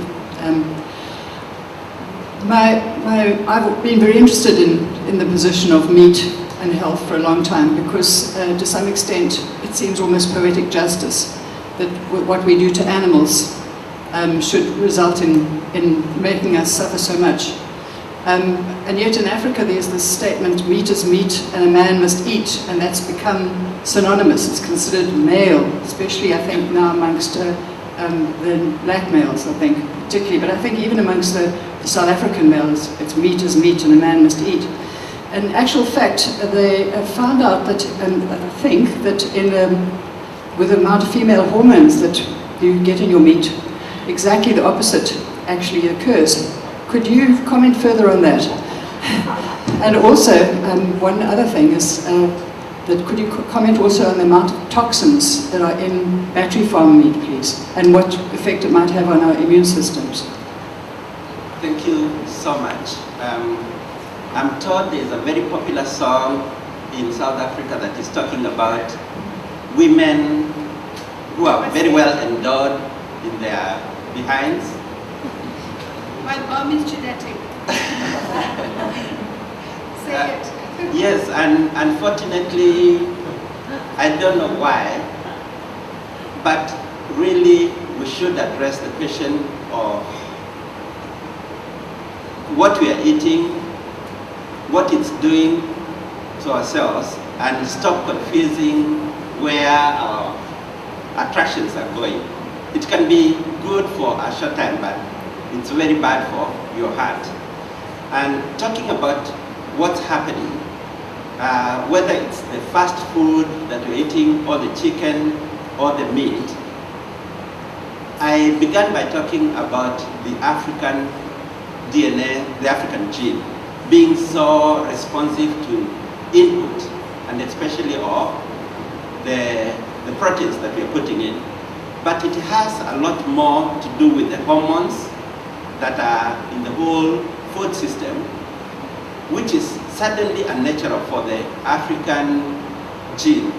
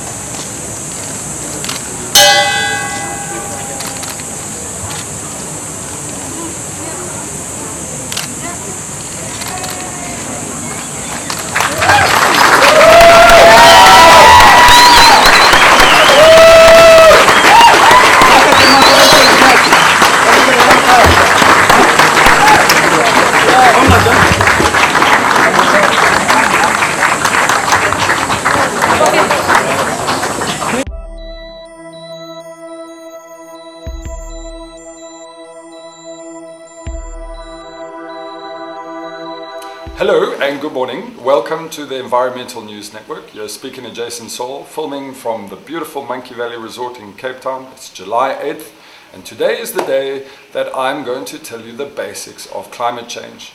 The reason that I'm telling the basics of climate change is based on our release that we did earlier this week on the 1.5 degree targets that were set by COP21 and the responses that we got to them. Although we got some really good responses from people that completely supported and understood what we were talking about, it seems to me that the large majority of people are in an absolute loss as to what climate change or global warming or man-made climate change actually is.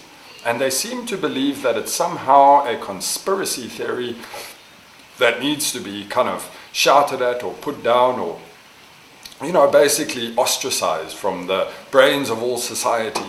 So what I'm going to do here is I'm going to give you the basic mechanics of climate change.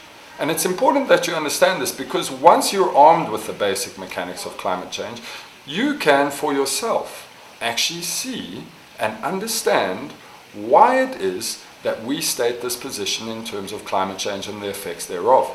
So in order to do this, we've got to stand on solid ground. We've got to have a basis upon which something is not refutable. You cannot come up with some counter argument. You cannot say, no, no, no, that never happened. We're going to refer back to the geologic record. So we know, based on what's called banded iron, we know the degree to which oxygen started to emerge inside of our atmosphere.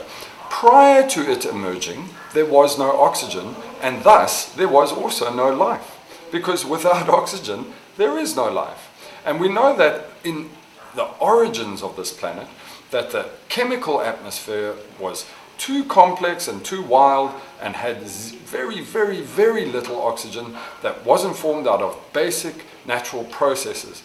But due to the banded iron, we're actually able to see the emergence of oxygen over a sedimentary rock record. And so from this, we can ascertain that roughly 2.5 to 2.7 billion years ago, oxygen started to emerge. To more and more and more, we basically started to see the increase in oxygen as time went on.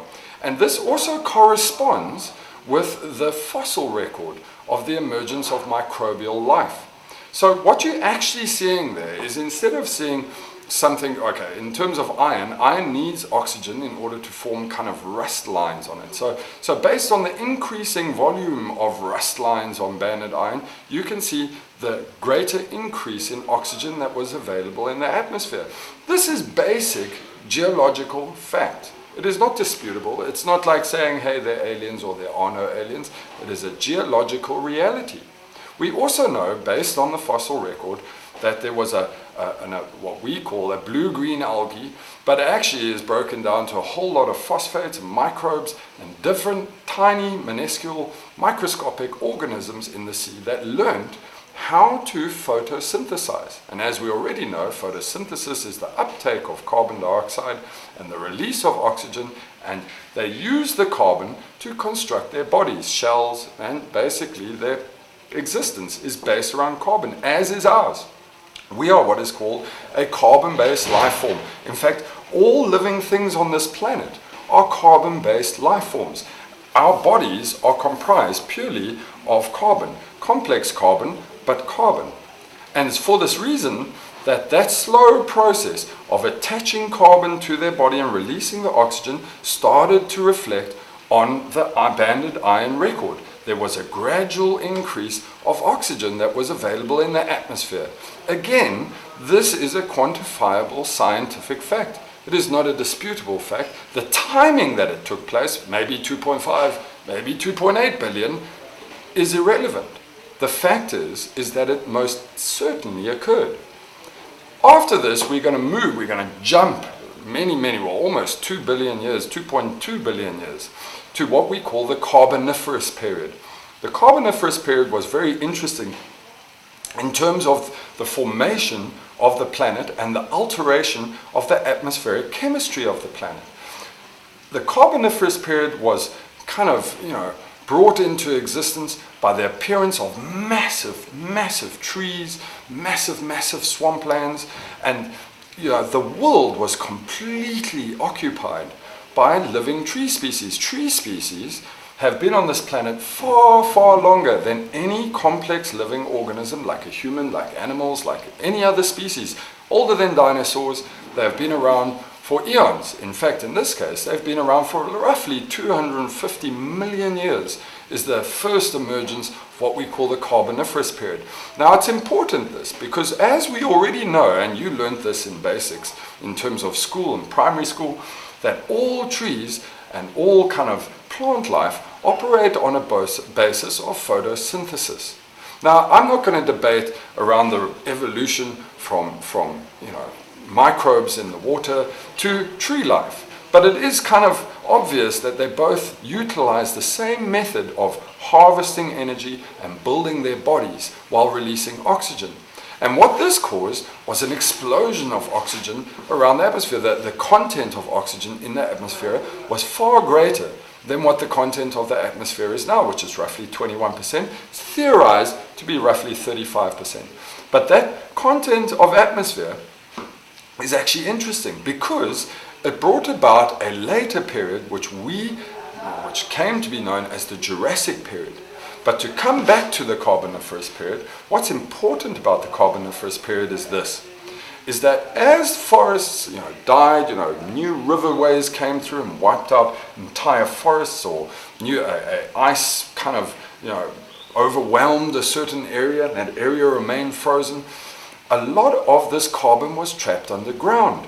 And this carbon, or any carbon, which is the trees in this case, so basic piece of wood made up of carbon, but because it had no contact with oxygen, because it was trapped under the ground, the rotting process never took place. The process in which something rots, the first and most important requirement in order for it to rot is contact with oxygen. And this is a well-known fact. If you remove oxygen out of anything, including your chips that you eat on a daily basis or whatever, that you're not going to have any rotting. It's a method of preservation. And likewise, the moment that these trees and these swamps were covered and they lost contact with oxygen, they remained that way until they got covered further with further and additional and more layers of sediment. They were buried deeper and deeper and deeper under the ground. And the pressure and the heat from the earth is what converted these to coal, which is this. It's basic carbon. This is pure carbon. And it derives from the pressing of this without contact with the atmosphere. Now, in my case, I burnt my coal, okay? So that's how I got my coal. But in the planet's case, it occurred by trapping tree species, swamp species below the ground, and that was the formation of coal. But the important tying factor here is not how coal was formed. It's not important how coal was formed. What is important is to understand that the atmosphere was once a place that was unable to support life, was unable. And due to the emergence of tree species and microbial species that converted that atmosphere into their bodies, they were able to release oxygen, which in turn was able to support life. So understand, bad atmosphere to good atmosphere on the basis of photosynthesis of a well-documented, well-known, irrefutable piece of science. Now later, as a result of the Carboniferous period, it brought along many different kind of alterations. There was a marine period, but the most popular period that everybody knows about, mainly due to Jurassic Park, what is called the Jurassic period. The Jurassic period was characterized by having these vast, kind of Tyrannosaurus rex and brontosaurs and various different massive dinosaurs. Now, the interesting thing, and the only reason that there's two reasons why I'm going to bring this up, but the one reason that I'm going to bring it up is this, is that what is known about dinosaurs is that their huge lung capacities were only able to sustain such a big creature because the content of oxygen in the atmosphere was so high it was able to sustain much bigger creatures, and thus creatures became bigger, and hence you have dinosaurs. The second thing is I'm going to clear up a little misconception. Everyone believes that oil is derived from the Jurassic period, the rotting carcasses of big brontosaurs, and to a certain extent they're right. The Jurassic period did create some oil. As marine species died back, and as kind of, massive landslides or mudslides wiped out big dinosaurs, it's true. A portion of the oil that we find in the world today is from the rotting carcasses of dinosaurs. But this was only made popular by a company called Penn Oil, which is now subsequently gone. They made the famous claim that our oil comes from the body of dinosaurs, and they actually were so famous they branded their logo, Penn Oil, with a picture of a brontosaur on it. And for some reason that kind of stuck with the general public. Most of the public believed that, but the reality is that couldn't be further from the truth. A tiny fraction of the amount of oil that we get is from living bodies. The majority that we got was from those microbes, that algae, that as they died they settled to the bottom of the sea and they were unable to rot. And they eventually got covered up and covered up and covered up, and the pressure and their rotting bodies is what caused the oil. And this is important because you can prove this for yourself.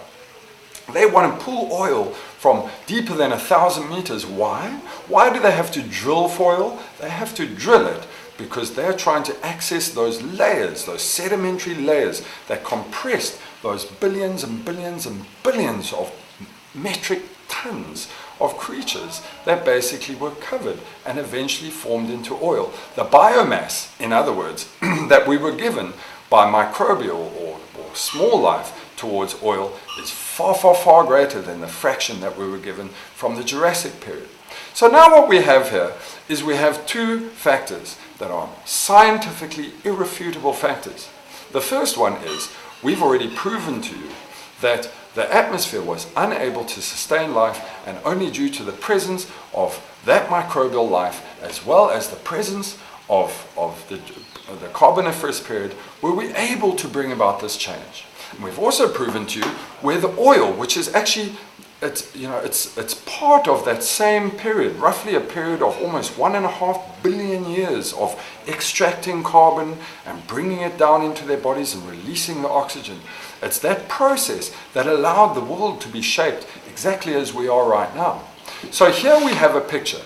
Now we have a planet drifting through time and space that has kilometers and kilometers of oil reserves and coal reserves trapped under the ground.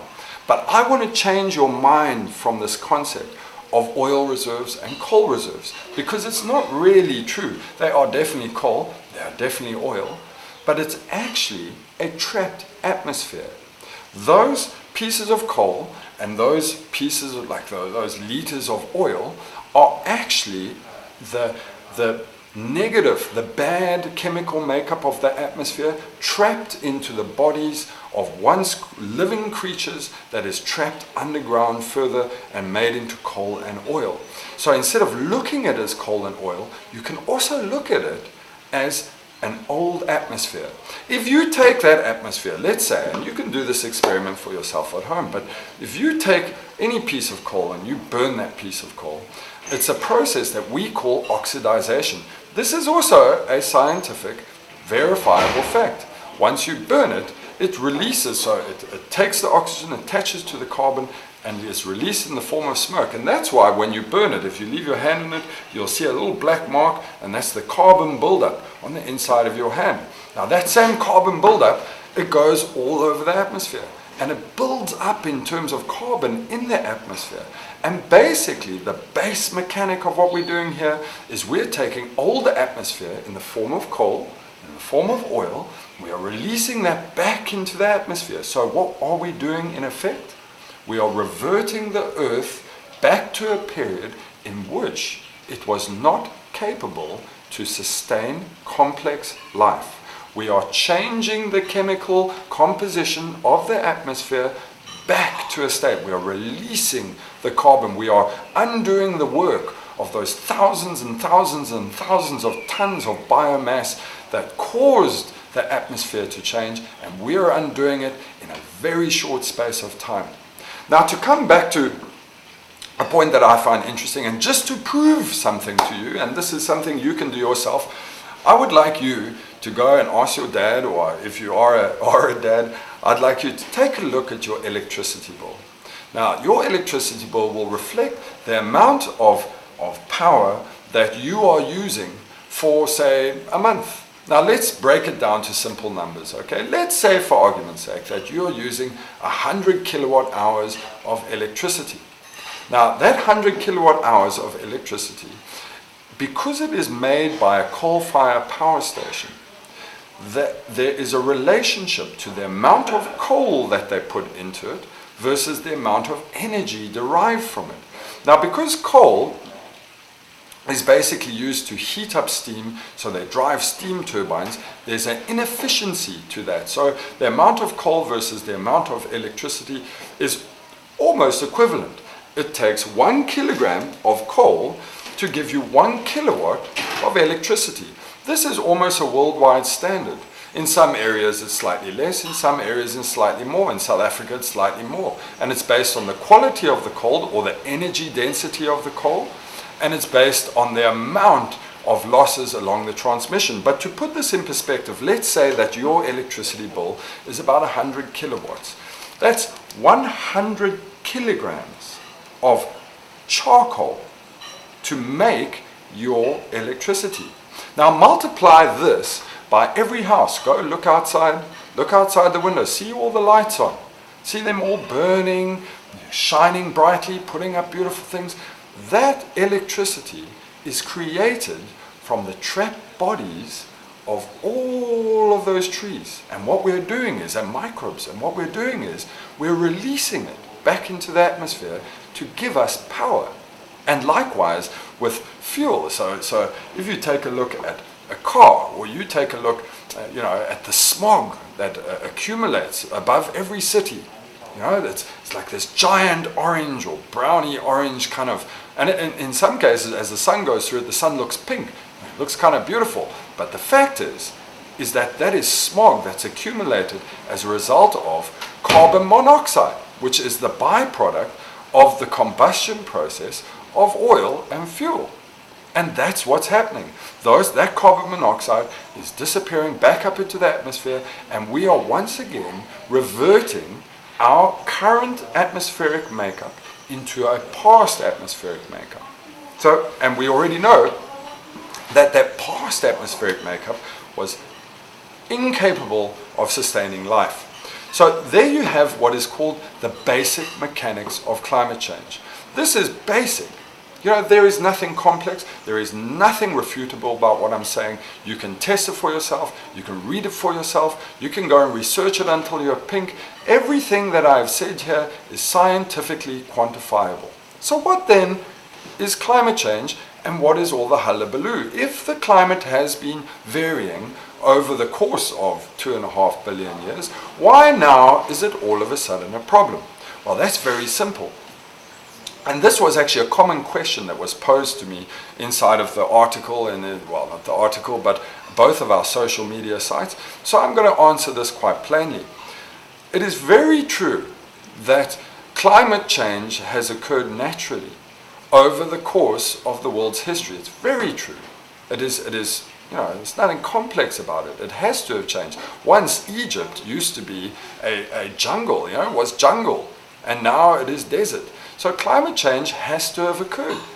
But the difference here is, generally speaking, most climate changes on the level that we are now. So just to put you in perspective, since the early 1960s, we have climbed 120 parts per million in terms of carbon dioxide, which means that we are sitting on levels of carbon dioxide in our atmosphere last seen 94 million years ago. Now that's quite a statement.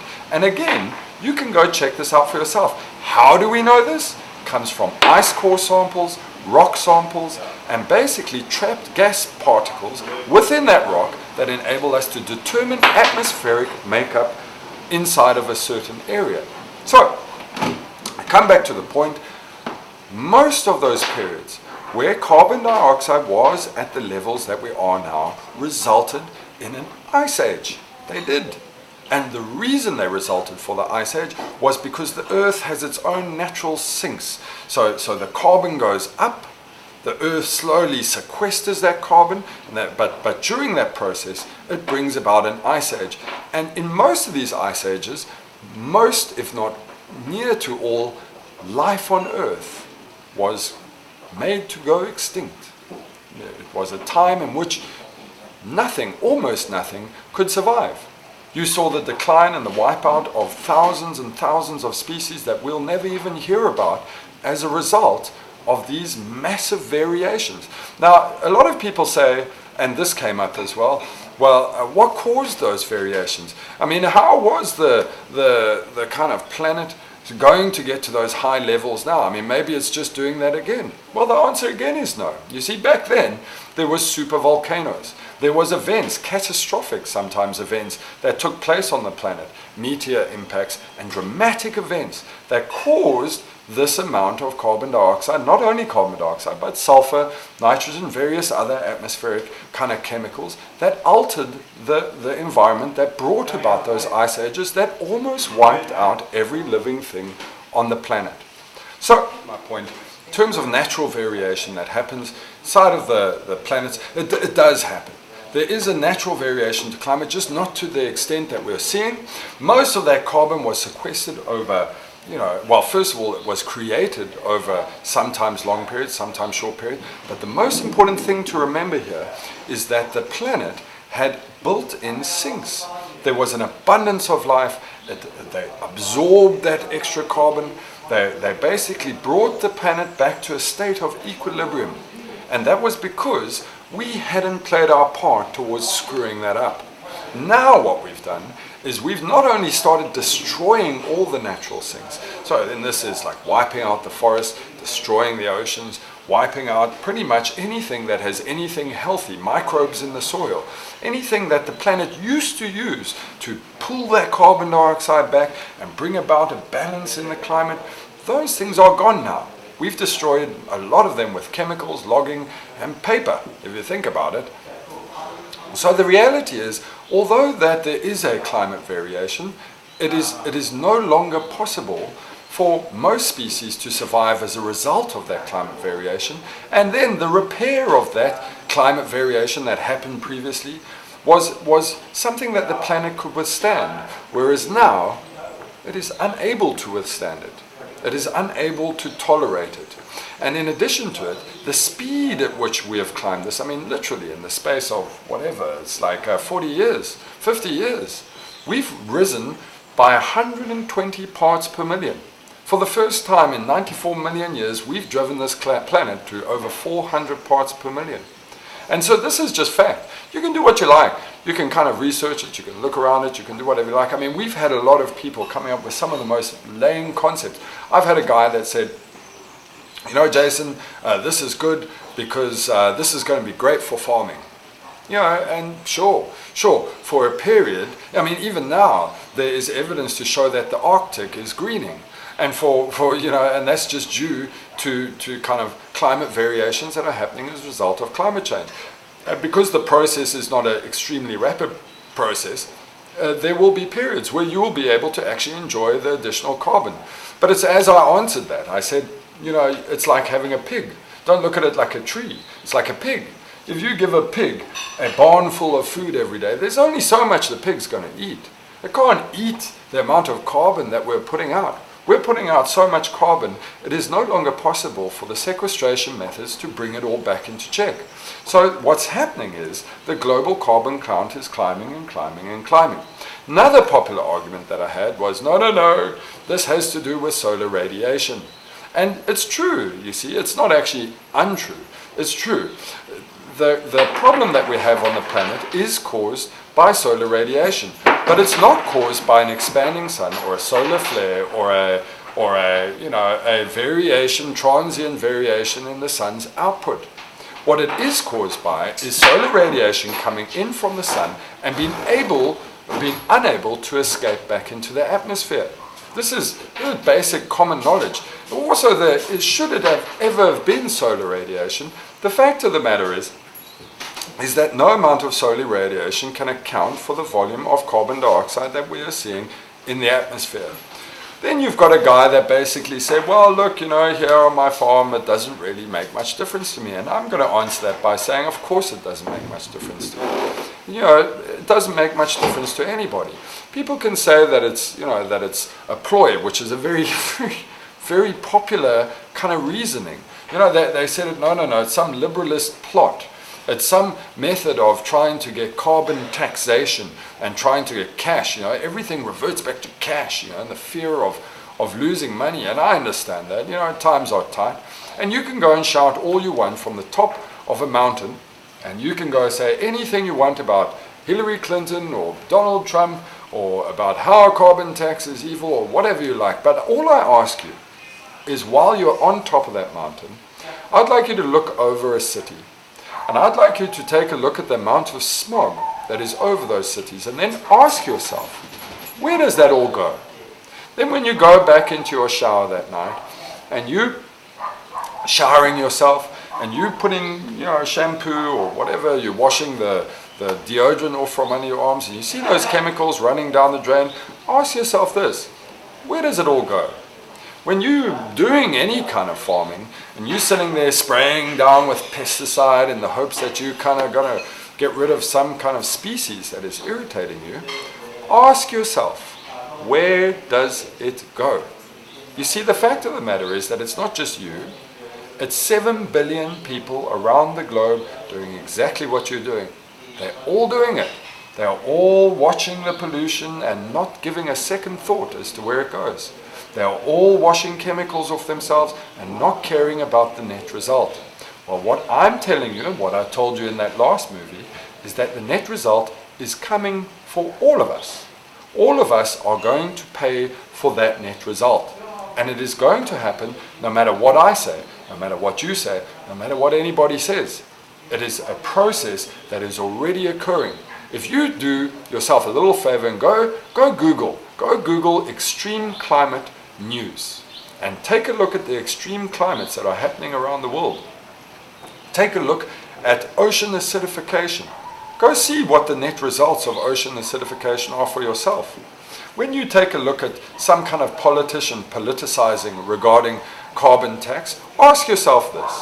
If I have a company and my company was to manufacture, let's say my company was to manufacture drinking fountains. But as a result, I was also using tubes that would release arsenic into the water, and thousands of people died as a result of that. Am I not responsible for that? Am I not responsible for the net result of my business activities? Because if I'm not responsible, well, then that's fine. Then oil companies and companies that are destroying the environment are not responsible either. But I find it a little ironic how it is that if I make a product that kills millions of people, that I'm responsible, but companies that are already doing this are somehow immune. It's just another carbon taxation scheme. It's not. It's about making a company accountable for its actions. They are producing a product that is destroying the planet around you, and they need to be held to account. It's just that simple. It's not some political plot. So, I hope I've managed to bring this kind of all to your attention. I hope I've managed to clear up some of the things. I'm certain that I will get some weird comments again. I had a guy saying it was an alien conspiracy. But the net result of what I'm trying to do is give you a basis on which you yourself can go and check this information. It's like I said to everybody, I said, prove me wrong. Find me information that proves me wrong, and I will publish a statement retracting everything I've said. But the fact is, it's not there. What I'm saying is the truth. We're in deep trouble. We're not going to get out of this trouble by putting our head in the sand. We're not going to get out of this trouble by doing nothing. We're not going to have a normal day every day for very much longer. What you need to do is share this information. Don't take it from me. Don't believe me. Research it yourself. find the information, share the information. More people need to talk about this. Once a number of people, let's call it a biomass of people, are talking about the information, you will see that politics will change to correspond with what is interesting to the people. It is therefore your duty to do this. More importantly, and hopefully, a couple of those guys that were out there that were actually standing up for us and fighting with me against this influx of madness that we had about how it was just a hoax and how Al Gore just manufactured the whole thing. But those guys, if you're hearing this, make a little clip. Go out yourself. Take a look at what's going on in your area. Send me a clip. Let's put it up. Let's start to build our network. Let's start to share information. And let's start to bring about some kind of change. And I just think that together we can actually solve this problem. So, I'd like to thank you for your time, for watching Jason on the Mother Channel on Environmental News Network. It was great to bring you this update. On Sunday, which in 2 days' time, I'm going to bring you some regular news stories. There's some really big news stories coming out, but I will bring you an update on Sunday. This was basically just to bring you the basics of climate change, and I hope you all have a good day. Thanks.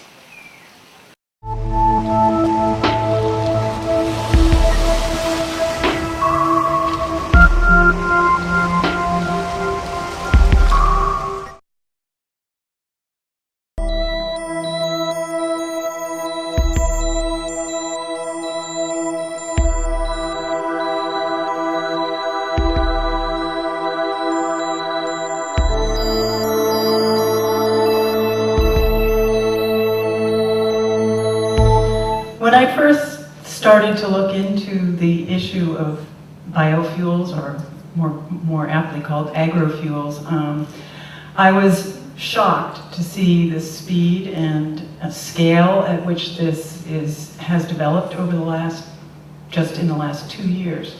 Millions and millions of hectares of land being converted into the production of monocrops for transport energy. And billions of dollars passing through hands internationally, making deals to facilitate this industry. And policy mechanisms being put into place to mandate targets for large amounts of biofuels in countries like the European Union and the United States, where we use a lot of transport fuel. So having those mandates in place is going to provide a huge impetus to this market. The scale is enormous, and the pace at which it is happening is incredibly fast. It's hard to keep up with. One of the things that is most concerning is that agrofuels are being promoted as a solution to climate change. Well, if you look just at what is happening in the combustion chamber of an automobile, you might be able to make that argument. But if you look further beyond that at the impacts that growing millions and millions of hectares of fuel crops has on the global climate, you cannot no longer make that argument. It becomes completely invalidated, because agriculture has a huge impact on global climate. Global warming, obviously we all know that here, is not just about emissions of greenhouse gases, it's also about protecting and enhancing the carbon sinks in our ecosystems. So turning them into millions and millions of hectares of soy crops and palm oil is not the way to go to protect those ecosystems. This push to promote agrofuels and this transition into using agrofuels on a large scale is driving deforestation. In the United States, we have been using corn to make ethanol, and the demand for corn has escalated to the point where farmers have switched over from growing soy, into growing corn for ethanol production. This has caused a rise in the price of soy, which has caused countries like Brazil, Paraguay, and Argentina to step up to the plate and fulfill the global demand for soy, which is now not being fulfilled by the United States. And so agricultural lands are expanding into the forest frontier in places like the Brazilian Amazon as a result of that chain of events and that chain of connections. Over the past few years, Brazil was actually boasting a reduced rate of deforestation, but as agri-fuels have come onto the horizon, the rates of deforestation have escalated. In the past year, up about 8%. And in some areas of the Brazilian Amazon, much higher rates, just between 2006 and 2007, correlated with the increased price of soy. So that is just one example of where we see that agri-fuels are promoting deforestation. We cannot call it a solution to climate change because it is ruining the carbon sinks that we have. Other good example is from Indonesia, and I won't go into that in great detail because I believe Abdullah is going to talk about palm oil. But palm oil has been expanding very rapidly. There's discussion about a 43-fold increase in palm oil plantations. We're talking about Borneo and Sumatra being 98% deforested by, I believe it is 2012, if I remember correctly, as a result of the expansion of palm oil, which is of course used as a food oil, but also as a feedstock for biodiesel. Again, agri-fuels pushing deforestation. Not only is it pushing deforestation, but it's pushing people off of their land. We can't possibly meet the kind of demand that we have for transport fuels from plant biomass without planting enormous areas of the Earth's surface with plants for fuel crops. And to do that, we have to use the land. How are we going to get access? Whose land is that? What is on that land? Those are the questions we have to ask. There are some projects, for example, in Kalimantan Border Project, where there's discussion of 5 million indigenous people being displaced for an oil palm plantation. Not only is it impacting indigenous people, it's impacting the prices of food worldwide, and therefore it's a serious threat to food availability and food production and food sovereignty in many countries. And mind you, it is the northern countries where we drive automobiles for personal use for the most part, that are driving this whole process. But it is the southern countries where the sun shines, the labor is cheap, and the land is accessible and available that are paying the price in terms of land and food sovereignty for this. So one of the UN Special Rapporteur on Food recently put out a report in which he said that the production of agri-fuels is a crime against humanity, given that 854 million people a year are suffering chronic malnutrition, and millions of children are dying of starvation. To be converting land into the production of fuel crops is a crime against humanity, he said, and called for a moratorium. There are moratorium calls coming from different parts of the world right now. We have one in the United States, which is just coming out. Africa just also put out a call for a complete moratorium on this until it has been thought through more carefully. The solution that is being promoted by the people who are promoting this industry is to move towards further technologies, second generation technologies, if you will, involving the conversion of cellulose from plant material into ethanol instead of using starch in sugar crops like sugarcane and corn. But if we move towards using these other crops, one of the very likely ones is to switch over to using trees. Right now we're looking at a 5-fold expansion in demand for pulp and paper products in the world.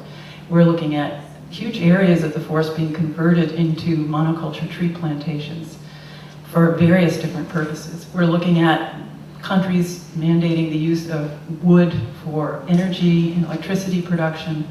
How much can we rely on trees and still maintain them as carbon sinks? Can we also produce transport fuel from them? Given the scale of demand for transport fuel, it will mean that vast areas of the forest will have to be converted into plantations for that purpose. I just want to end by saying the agri-fuels industry has nothing to do with climate change and with protecting the global climate. It has nothing to do with people and their rights or food access or anything like that.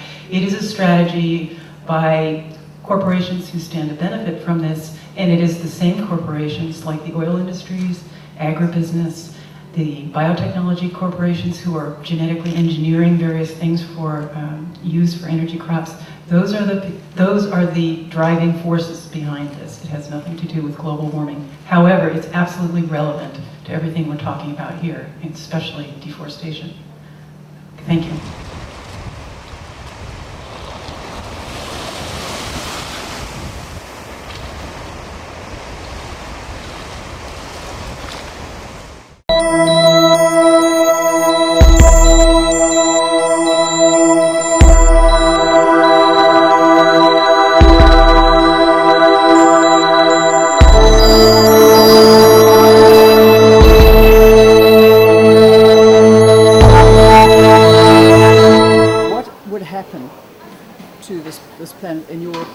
IPCC report? Well, if we do nothing, then the world is reasonably expected to continue to warm, possibly between about 1.5 and maybe up to 6 degrees Celsius by the end of the century, with changes in rainfall patterns and extremes of weather as well, and with a variety of impacts around the world, such as on the melting of glaciers and ice caps, which ultimately will contribute to sea level rise, but over a long period of time. But sea level will be rising because of the ice melt and also because water expands as it warms. Changes in rainfall patterns would affect the viability of different ecosystems and different species around the world, and the viability of crops and water resources in some regions as well. So we can expect a whole range of impacts. Some of them might actually be good, but many of them will be bad. And the violent weather was the bad one, part of that bad one? Under a warmer climate, you might expect more extremes, particularly in terms of perhaps extreme thunderstorms. If you've got a hot ground, you get more intense convection, so more intense rainfall. If you've got a warmer sea surface, any hurricanes that form might be more intense as well. Under drought conditions, if you've got hotter temperatures, that leads to more evaporation of the soil moisture, so a more intense drought as well. So a whole range of different things, yes. Now, contrary to meeting we just heard now, the ice in the Arctic Circle, and in particular in Greenland, because that's the ice that's above the ground is of course more concerned than the ice that's already in the water, is likely to melt. Have you got any idea of at which stage, which part of the century, of this period between now and 2100, it's going to possibly disappear altogether? Well, I don't think we'll see the loss of the Greenland ice cap for many centuries or beyond, in actual fact. That was one thing where he did get right, that the rate of melting is very slow. But there's a lot of ice there, and that's partly why it takes a long time to disappear. But as it melts, it would still input more water to the sea, and therefore increase sea level. And another point is that once it starts, you may get past a threshold where it's impossible to stop.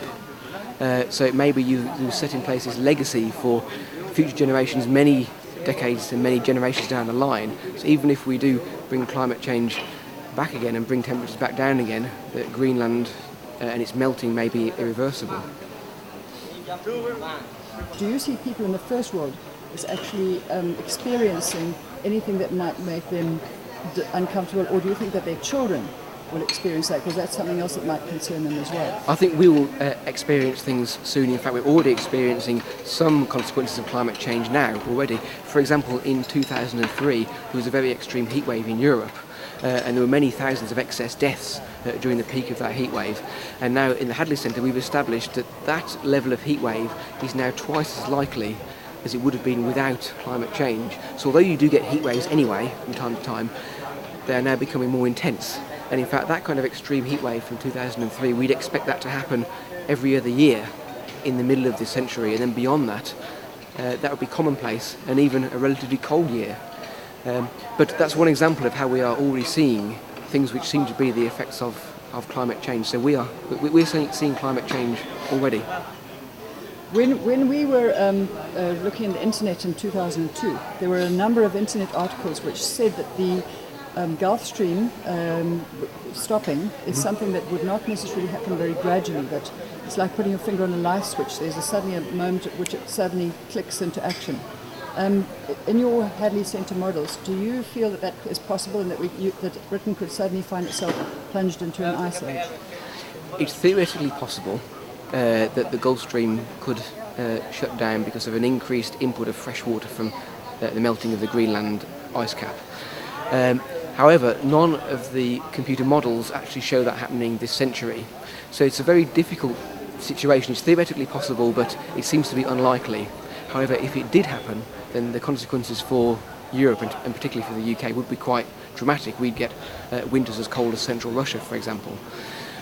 So we're talking about a high impact, low probability scenario.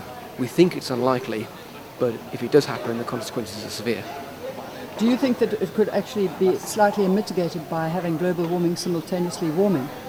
Exactly. If the Gulf Stream doesn't shut down for another century or so, then the level of warming which would already have happened could largely cancel out the cooling there. So the temperature in the UK wouldn't be that much affected. But if it happened in the next decade, then the consequences would be large. So it depends when it happens. It's more likely to happen as time goes on, but we don't really know the probability. Would the United States of America experience the same result, especially the East Coast? Not so much, really. It's mostly Western Europe which is kept warm by the Gulf Stream. As follows. At the moment, this conference seems to be quite content to work out how to cap the emissions in such a way as to limit the increase in temperature to 2 degrees centigrade maximum. However, I've noticed that there's some quite serious reductions. Serious things happen to biological communities, as little as 7.7 or 1 degree even hotter. In fact, it's already happening for the polar bears, for example. Could you tell me, is there any of the affected species that are potentially key species? For example, I've been getting reports about loss of bees. There's like almost disappearing altogether, and they're very important for pollinating fruit and trees. That's a very difficult question to answer, really. I think because it's difficult to identify key species, and it's also very difficult to assess extinction risk as well. Particularly when you're more certain about the global mean temperatures, the average temperature, the average warming around the world. If you're looking at individual locations, that depends on the local weather and climate, and we're much more uncertain about how different local climates will change because of climate change. So it's quite difficult to put sort of hard numbers on extinction risks and so on. But I think one of the key things is if there was a large rate of climate change, if there's fast climate change, then many species may not be able to adapt to that, and that's when you get the risks of extinctions. It's difficult to give timing of extreme events. We can estimate the average rate of change over the century, but of course on top of the sort of gradual change, you've always got year-to-year variations anyway. Some years are warmer and some years are cooler. So if you've got a few naturally warm years on top of this rate of warming, then that's when you can get an even greater temporary warming. And it's these kind of things which may have a greater impact in actual fact. So that's more difficult to predict. Yeah, you're quite right. You have children? Yes, 2, yes. Do you fear for the future for your children? Do you think that this got any chance at anything we're doing here, or in the way the world will respond to the problem, that will give your children a future? I do think that my children will see a different world when they're even my age, and certainly by their grandfather's age. I am optimistic that we can perhaps slow the rate of climate change and also adapt to climate change to some extent. But there's no doubt that the world will be different, and we'll have to learn to live with it, I think. Generally, the most important thing is to think about the consequences of our actions, and not just now for ourselves in the immediate future, but in the longer term and for other people, and think about your role in the whole world and how what you do can affect people thousands of miles away via the climate system. There's many things that you can do to minimise your impact on the climate. What would you choose? You said you've got to stop an immediate thing, which is an obvious thing, is to reduce damage to ecosystems, because damage to ecosystems affects climate change by emitting greenhouse gases and also destroying their services such as rainfall production and so on. Also it conserves biodiversity, which is good in itself and also on which the livelihoods of a lot of people depend. So there's many win-wins within sort of conserving ecosystems, and that's an obvious first thing to do. Then in the longer term, look for alternative energy sources. I would say it's such a complex problem that we have to still tread carefully and not make any rash decisions on this. It's a very serious issue, but we still don't know the perfect answers. So I wouldn't rush ahead with extreme changes. I would move carefully towards a new system, really. There seems to be some very big differences, and I can't understand why, as to how much, if all the ice were to melt, that the sea level would rise by. Yes. Do you have a fairly accurate picture of how much the ice would rise by?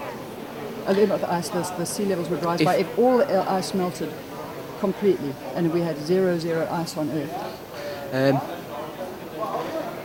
That's probably a figure I should look up to be sure I get the right number. Okay. I don't know. Because it's about 60 metres if all of Antarctica melted. 60? Yeah, something like that. That's what I thought too. Yes, yeah. But of course, the most of Antarctica is actually quite stable. Some parts of Antarctica, the West Antarctic ice sheet might be more vulnerable, so that's more likely to be the area where we'd get ice melt from the Antarctic. In Greenland, of course, then we could set in train an irreversible long-term melting, and that would rise sea levels by 7 metres. Then why it gets hotter at the poles and it gets... The warming is greater at the poles because you get this feedback process for the melting of snow and ice. Snow and ice has a cooling effect on the climate by reflecting sunlight back to space. So as you start to melt the snow and melt the ice, you expose the dark underlying land surface or dark underlying ocean that absorbs more of the sun's energy and has a further warming effect. And that's where you get more warming in the regions which are cold at the moment. Does that the same thing apply to forests? Would forests therefore be hot places because they're dark green, and dark green will absorb heat? It depends where you are. In the northern forests, okay, in the boreal forest regions, the northern forests such as Russia and Canada, they do act to warm their local climate by absorbing some of the sun's energy. In the tropics, however, tropical forests have a double cooling effect. They lock up carbon from the atmosphere, but they also cool the world by evaporating water, and that has a cooling effect. So it depends which forest you're talking about, really. Sunlight is short wavelengths, and terrestrial radiation, the heat radiation given off by the Earth, is long wave radiation, infrared radiation, basically, and that's what's trapped by greenhouse gases. So does that not mean that to have no reflection of the ice caps would mean that the ones that get caught won't be getting caught? In other words, you see what I'm saying? It's different because reflection is actually reflecting the sunlight, the shortwave, back to space. In the same yes. Same speed. The greenhouse effect is affecting infrared radiation, which is sunlight absorbed by the land surface, yes. The land surface or the ocean surface then heated up and then given off infrared radiation in the long wave, and that's what's trapped. So reflecting the sunlight doesn't really interact with the greenhouse effect. It's different wavelengths.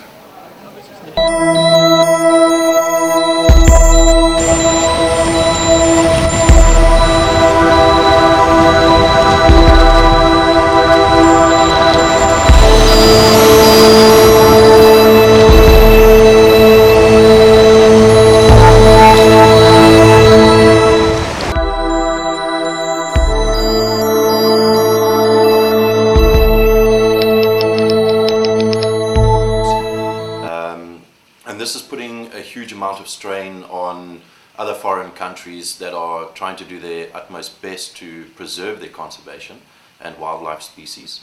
And this demand is being fueled by extremely wealthy organized crime syndicates, including individuals and gangs, which are fueling this multi-billion industry, annual industry on wildlife trafficking. And it puts a huge amount of strain on the countries that are prepared to fight it. They are taking responsibility, and a serious look at this, and trying to fight this war, which is costing these countries, which are generally third world developing countries, that have many of the different diversity of wildlife species, and they need to fund this and fund their law enforcement units, game reserves and vehicles. It's a huge expense on a monthly or yearly time period, and the governments need to become as involved as possible, as these are natural resources, which is a huge financial income for the country, which will help with employment, which will generally have a knock-on effect with other criminal activities, not only with wildlife. There's a number of other aspects that are all interlinked with these organized crime syndicates. And one of the biggest things I am personally finding as a struggle, which is becoming a bit of a problem, is the lack of support from certain governments around the world and their interaction, and collaboration between international governments, and enforcing the laws. So there seems to be quite a lot of pressure coming from organizations. There's manpower, there's resources, there's financial funding available, and passion. And these companies and organizations are prepared to get involved and stop the wildlife trafficking in different countries all over the world. But unfortunately, you cannot just, as an organization, stop vehicles and check shipments that are coming into ports and harbors. So you need the support from the government and local law enforcement agencies in order to search and seize any articles that you may find. So at the moment, most organizations are gathering intelligence, working as closely with law enforcement agencies and local government agencies, passing on the information and hoping that they then act on it. So the organizations are basically acting as advisors to the government, but at the end of the day, it's unfortunately completely up to the government in what role they play in trying to curb this international anti-poaching. Would you go so far as to say that in actual fact the actions of government by forbidding the people who are prepared to search all those containers and monitor what's going out in the ships, but they need the backup from government, or they need that they would have some kind of authority? Do you think that we should? Do you think that maybe the governments are actually working on behalf of those groups who are actually trying to poach all these things? Yes, I think unfortunately, because of the financial gain, the amount of money that exchanges in hands, a lot of people are influenced into this, including government members. The guys that we entrust to do the searching at the customs, at the airports, at the harbors, they will definitely be influenced and enticed into conducting illegal activities, letting shipments in. And then there's also the diplomatic problem, where we have the immunity. Government members traveling internationally and claim to be a diplomat and have ease of access, so nobody stops them to search them, nobody confiscates anything, and they just have free flow of passage, basically from one country to another, which gives them a great opportunity to take advantage of smuggling wildlife or any other illegal products internationally. So basically, what are the things that can be done within this context, when you've got a government who's working with the baddies, possibly? What can you do at all that could stem this terrible tide of extinction process? Yeah, that's something that everybody has to work together, very closely together, support each other. I think unfortunately there's always going to be that rotten apple in the bag that's going to also affect everybody else, or a lot more other people. It's definitely going to be a new approach. I'm not too sure exactly how to answer this question. What is going to be the best way to to prevent this from continuing, because it is happening. But the visual policing, the gathering of intelligence, and just the basic general support from private organizations, NGOs, professionals in the industry who understand the current situation, and get the point across that we need to act now in order to stop all wildlife illegal activities, as these continue to have a knock-on effect on everything else that we do, and of our survival as humankind. So, if you were to be able to administer a truth drug, which I believe that does exist, which would compel people to tell the truth, or alternatively a lie detector test, which we use all the time routinely, and if people who were actually working as operatives for the bad boys, therefore were to reveal themselves without their realizing that they are, would that be of much help in your field? Absolutely. Interesting question. A couple of years ago, a lot of private sector game reserves, and including national parks, I believe, started using these lie detector tests.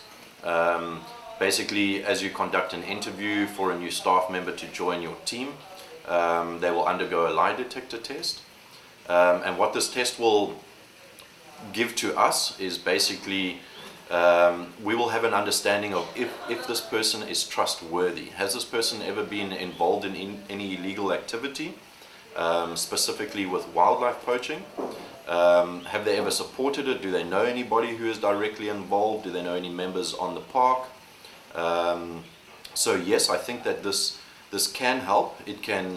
It's intelligence. So basically, it gives us a bit of a pre-warning before we start signing contracts and offering people permanent positions, that will have the opportunity to be around these endangered wildlife species on a daily basis, and have access to very sensitive and personal information about the whereabouts of the wildlife. So the lie detector tests definitely help, but I am not sure if they can be technically used to prevent somebody from continuing a current job position. So if you were to conduct a lie detector test with a current employee, I do not think that you could use that in the court of law, depending on what answers, what information you got back from the results of the test. Well, that's one thing that we could change. We could change the legislation that says that lie detector tests are not a reason for dismissal or for non-hiring. Yes. That would certainly help, wouldn't it? Absolutely. Yes. Now, the thing that it seems very much is that you've got a lot of money on the side that are bent on getting rid of all the species, and you've got not sufficient money, or you have got some money, but you have got a lot of hands being tied behind the back of those people who want to spend money on saving the ecosystems and the wildlife. Correct. There's a huge amount of money involved, especially from, should we say, the bad side, the organized criminal syndicates. They have access to billions of US dollars, and we are trying to fight this fight, which is costing us, the state, the government, and the private sector, huge amounts of money to try and counter this poaching. So the organized crime units definitely have an upper hand, and we need to work more closer together and collaborate in order to have these funds become more effective. A lot of private agencies are also trying to claim a status. So if they are to make an arrest of a rhino poacher, it looks very good for their organization and they get the claim to fame. So I think one of the major aspects that we can do to conserve wildlife and to prevent and try to control wildlife trafficking needs to start internationally from the east, and we need to work closer with the governments. We need more and more support from our local government agencies, including the international ones. And then what we need to do is also continue as we are currently doing, is with education in these countries, because they do not have the same wildlife species we have. So they do not have a great understanding of the necessity of these animals and why they are so important. So from a government perspective, collaboration, interaction between international governments, support from the educational side of it, and more resources within South Africa. So with laws, we need to strengthen as many political laws as possible to have lengthier sentences. If we could have a minimum of a 20-year sentence, depending on the crime of the activity of the wildlife poaching, I think that this will act as a very good deterrent to future poachers and organized crime units, that the government of South Africa is taking a responsible and a very direct action against illegal wildlife activities. There are a number of other resources that we could use in order to counter the poaching that we lack in. Most of the time it's very huge, vast areas that we are trying to patrol in with wilderness areas, so virtually zero access by vehicle, or everything is only accessible by foot. So operating with light aircraft, fixed-wing airplanes and helicopters would help amazingly towards countering poaching and covering huge spaces of land in a short period of time, which could save on a lot of financial resources and funding. What about operating at night? Is that difficult? Operating at night is extremely difficult. We do not fly the helicopters at night because we have electrical wiring coming across the reserves from Eskom. We operate on foot during night patrols. We also utilize night vision, military night vision optics in order to counter poaching and prevent an incursion of poachers and anti-poaching rangers running in and having confrontation. It's also very good to illuminate wildlife. As I mentioned before, there's a potential threat from the wildlife that we are trying to protect ourselves. Rhino and elephant, lion, buffalo, these are all quite a major threat, especially at night time. So yeah, we need to continue 7 days a week, 24 hours a day to try to counter this poaching.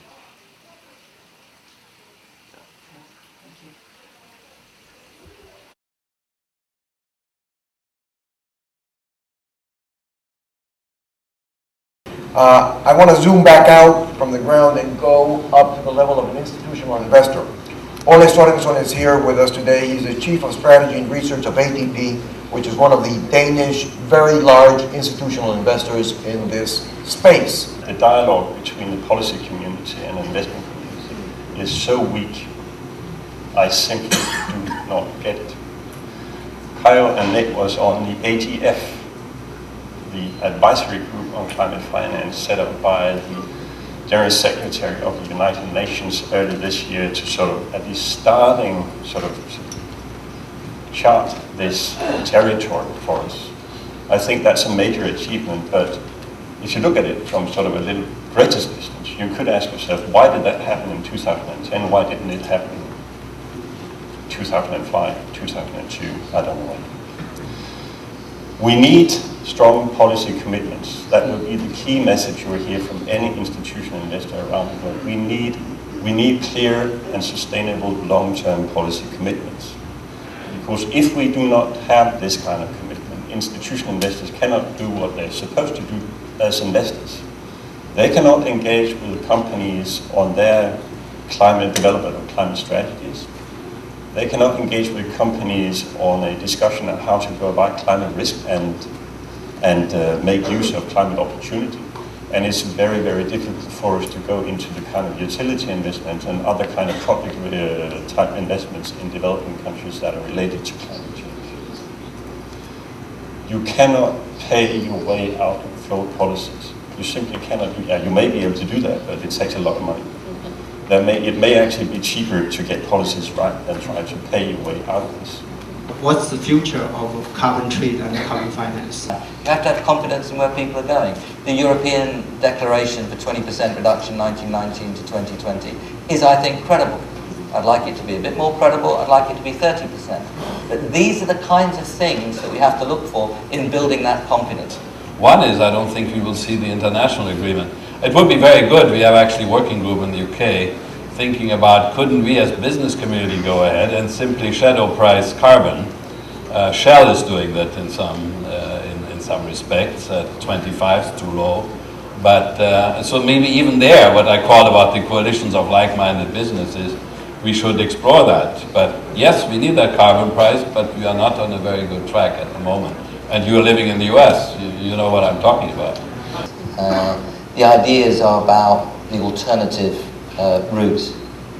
It's very important that people understand the risks, but if it's just frightening people, it's not going to get anywhere.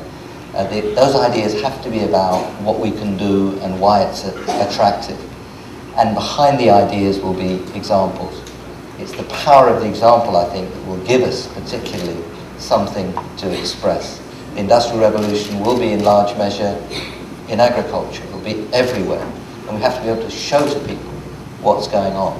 University teachers like myself have a job to do. Particularly journalists have a job to do. Thank you for the presentations. Thank you for calling for an industrial revolution. I believe it's highly welcome. We need it. But I'm missing one element. We do not only need an industrial revolution.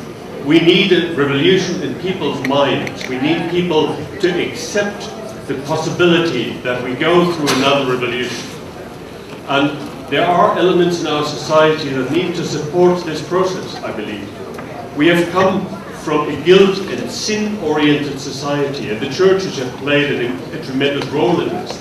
And we need to be based on creativity.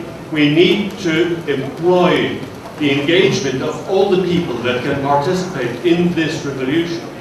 And that is the majority. The main investment we have to do is not financial, I believe. It is human.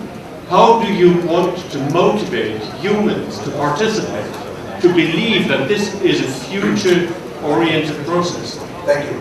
We cannot wait for governments to move on this.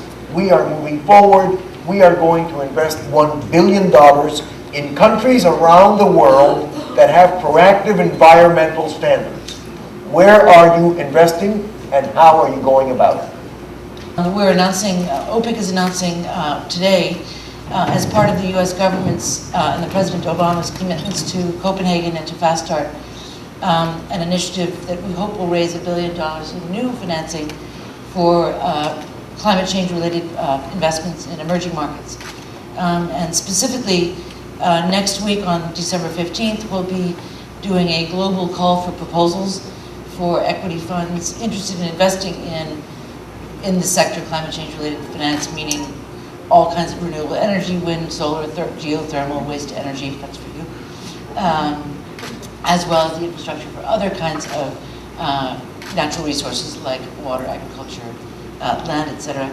OPIC itself will put in at least 300, we hope more, $1 million to support the equity funds that compete successfully in this. And we think this is a very exciting thing. It will be the largest commitment that OPIC has made in the sector to date, and it will be one of the largest initiatives that the U.S. government has put forth to support climate change mitigation in emerging markets to date too. Social security reform, China, as you said, doesn't overpromise, it overperforms. But I truly believe that with this Leadership Now 12-year plan, and the way you do it in other fora, I was involved when we created the G20 among finance ministers, but China very much understood, but the systemic significance comes systemic responsibility. That China will also take the next step now, beyond the admirable progress back home, of leading internationally in its very wise and long-term way. The world needs that, and China will look good. MRV, for example, I understand China is now more amenable because you will look much better than the Americans and others when these things are measured. Again, as a personal impression and being close to the dialogue that takes place in the party and in China, I hope this next step will come in the next leadership change. I think we've shifted in the business community and the finance community. We talk about opportunity. We see the size of this, multi-trillion-dollar market, as Richard Branson talked about yesterday. But it's very difficult to frame the question of opportunity when you're talking in developing countries with people who feel that they have not been at the table, that they've had no stake in how they ended up where they are, and for whom this is a debate about existence. It's about the way in which their families are going to survive, and it's the way in which they can even have an aspiration for their kids and for their kids' kids. And so I think that in the past, the language of risk was off-putting to business.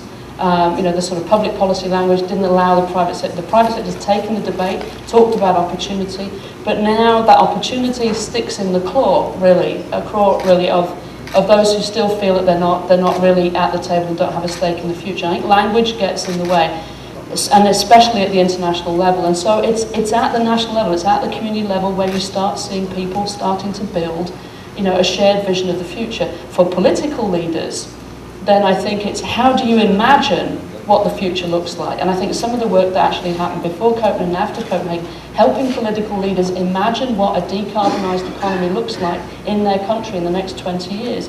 That is not an easy thing to do. And that's the conversation then that has to take place between political leaders and people with the business community part of it. So again, it's going to be a bottom-up story. You're not going to get a shift in language and an idiom that expresses and embraces how this is everybody's shared right. That's not going to happen at the international level. It's going to be a bottom-up shift in language to represent the ethic that you talk about. Thank you, Rachel. Take a few minutes to basically make a bridge from accelerating capital through to making mass change with information and communication. Basically, there's three driving beliefs here, and we've heard them from the panels previously. It's a job too complex for governments alone. Businesses have to act. It's the economic opportunity of our generation to sort this, and actually we need to dive into sectors in order to make the solutions real. So, it's not for governments alone. It's been said that there's three souffles that have to rise together: policy, capital, and technology, in order to make a working marketplace to solve this problem. Policy is a necessary but insufficient condition to get things done, and technology is arguably not the bottleneck. So we have to focus on capital and moving capital in. Can we afford it? We've heard this before as well. We can afford it. The climate wealth opportunity. The left side of the cost curve basically shouldn't be there. This is opportunities that make money on existing situation. A price on carbon, better policy, all that does is move that x-axis up. So where's this capital coming from? Estimates from Spring Ventures. There's $300 billion of philanthropic capital out there allocated. 18,000 billion of government money, but $125 trillion of private money. So we think we know where this capital is coming from. How much do we need? 550 billion a year, it's been said by Bloomberg at NEF and others. It's less than 1%. So less than 1% of private capital allocations have to shift to all the opportunities on the left side of the cost curve you've just seen. Sectors that matter though. We have to dive into the sectors. Where you find the sectors is where you find the market failures, where you find the reasons that capital are being blocked, and where you find the co-benefits in order to get out of that situation and move forward and accelerate capital into those markets. So take shipping, and that's a preview of our announcement that will actually be coming in full tomorrow at COP, but we wanted to preview to the delegates here and some of you who may not be joining us in the halls tomorrow. Diving into the sector like shipping. Take shipping. It's 1 billion tons of CO2. If it was a country, it would be the 6th largest country in the world, in between Germany and Japan. On a SOx, NOx, and PM level, it's even worse. One large ocean-going vessel pollutes the same as 50 million cars in SOx terms. 15 large ocean-going vessels are polluting the same in SOx as the entire world stock of cars right now. This is a sector that can get better. Even though it's the most efficient form of transport for goods, it can get better. And luckily, it can get better economically too. DNV have done their own cost curve just within shipping. There are dozens of technologies that can be fitted to the modern fleet. Retrofitted, hull coatings, software, others, and they all have short paybacks, many under 3 years on a 25-year asset. The ship of tomorrow could look very different from the ship of today. Information is the market failure in shipping. You basically, it's very hard for the actors to tell a good ship from a bad ship, a clean ship from a dirty ship. So what do? We go to the innovators in the industry. It's been heard, we don't need consensus in order to drive change. We need a few leaders on the supply side that say, hey, I want the market to signal who's a good ship and who's a bad ship. And so the industry can put a sticker on the side of every ship. A to G, those in Europe, you're familiar with this sticker on the side of your fridge freezers and on the side of your apartments. And get the industry to say, we want this to happen. It doesn't need everyone, it just needs the market to pull ahead. And on the demand side, imagine the actors can do a Google search on vessels, find a vessel, and then effectively give you the online equivalent of a sticker on the side of every ship. That's our announcement tomorrow, but imagine what can actually happen with this. What can the Port of Los Angeles do with an A-grade ship? Give it an incentive. What can the brand, like Marks & Spencer's or Nike, do with this information? And what can an innovative ship owner like Maersk do, displaying their wares against their competitors? This is a huge opportunity for the market to solve climate change. So, the key point is, this can be done. Businesses must step up and take responsibility. This is the economic opportunity of our generation, and we can't afford it. And sectors matter. We have to dive in. We've got to find out what the market failures are by sector, pull the industry along. The industry doesn't have to act in consensus. Innovators can lead, and that's where we'll find the co-benefits, and that's how we'll solve it. Only having brought a lot of light to the issue, but also having addressed it in a very positive tone, that we need to address this with respect to the language change that we need to implement to win hearts and minds. At the end of the day, there is no planet B. We may go through life with a plan A and a plan B and a plan C, but there is no planet B. This is the one, and we make a difference. Thank you so much and good morning.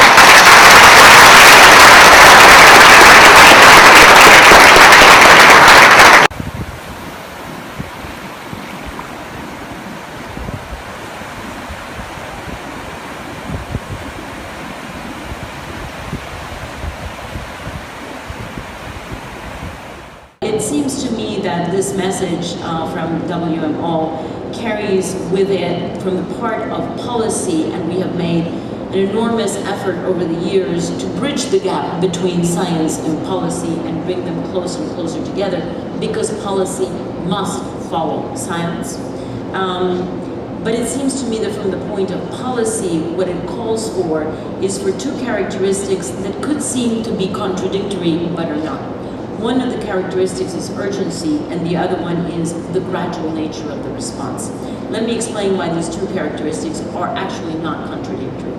The urgency comes from the data that we have just seen, and the urgency is actually to get, as soon as possible, hopefully within this decade, within the next 10 years, to the turning point or the tipping point of where globally, not just in one country, but globally, we would be able to get to global peaking. That means to the maximum level of greenhouse gas emissions per year, and then begin a rapid descent. So the urgency of action, the urgency of getting to the tipping point, I think has been loudly called for by the data that has just been shared. But the other characteristic that must also be understood, and that does not contradict the urgency, is the gradual nature of the decarbonization process. So even when we are able to get to that tipping point, to that inflection point, in which we would get to the maximum level of greenhouse gas emissions, then it will also take a certain period of time to be able to decarbonize the development pathways, in particular developing countries, because they are the ones that are going to have most of the growth in population, most of the growth in energy demand. So it will take time.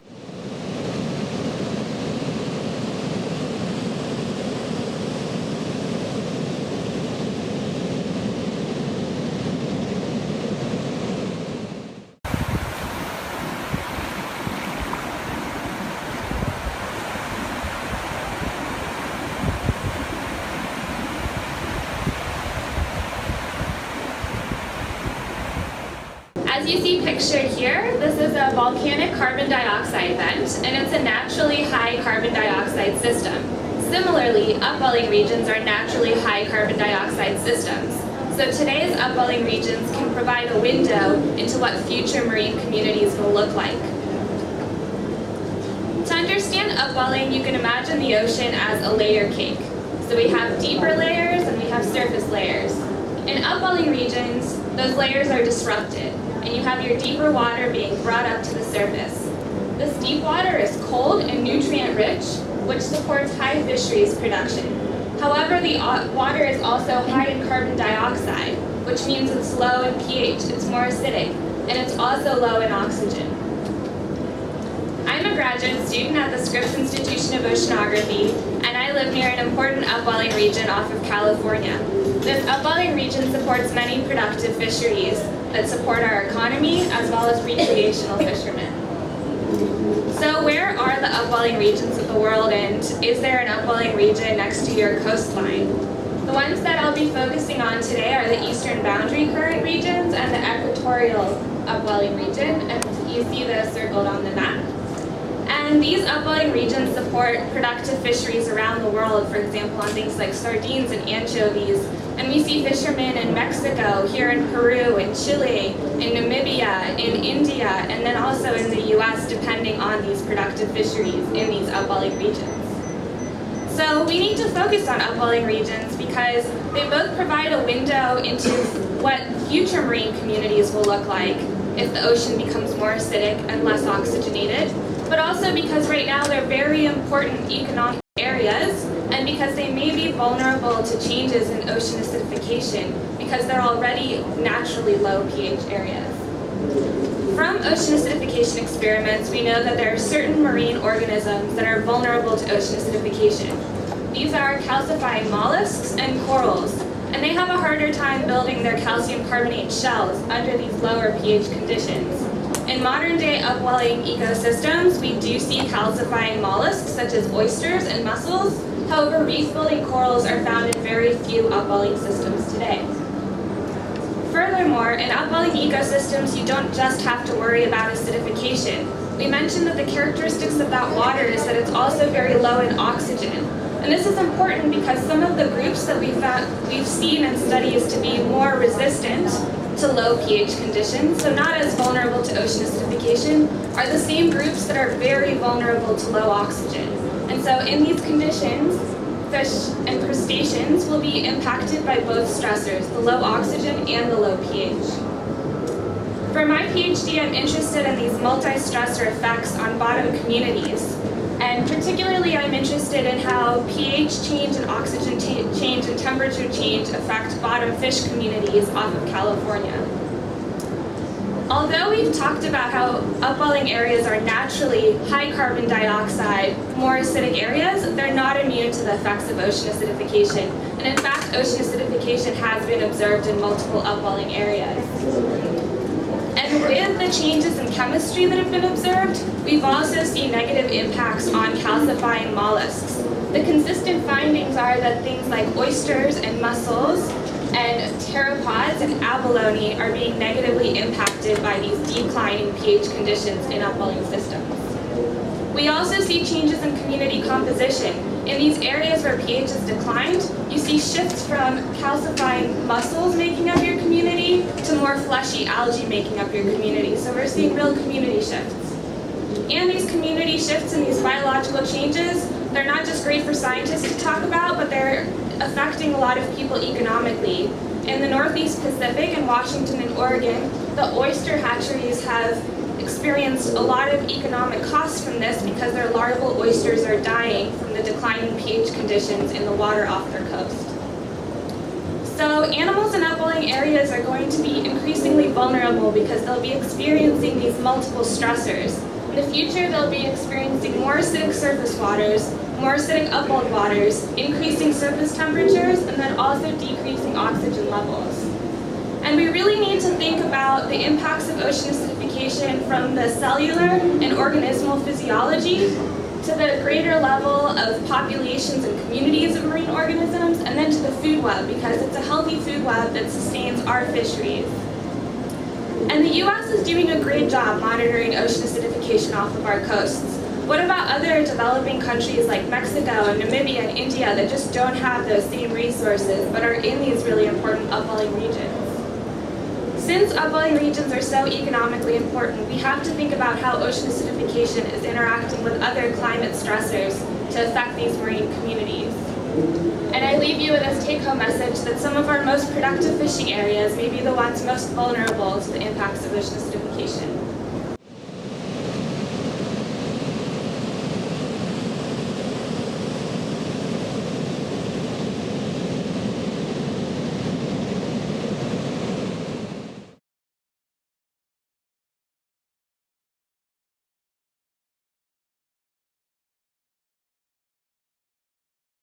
I'm Ian Keith, I'm with Avaaz, and I'm here today to tell you why I'm excited about what's happening outside of this process, and in particular with regards to the long-term goal and the context that it has in the broader world.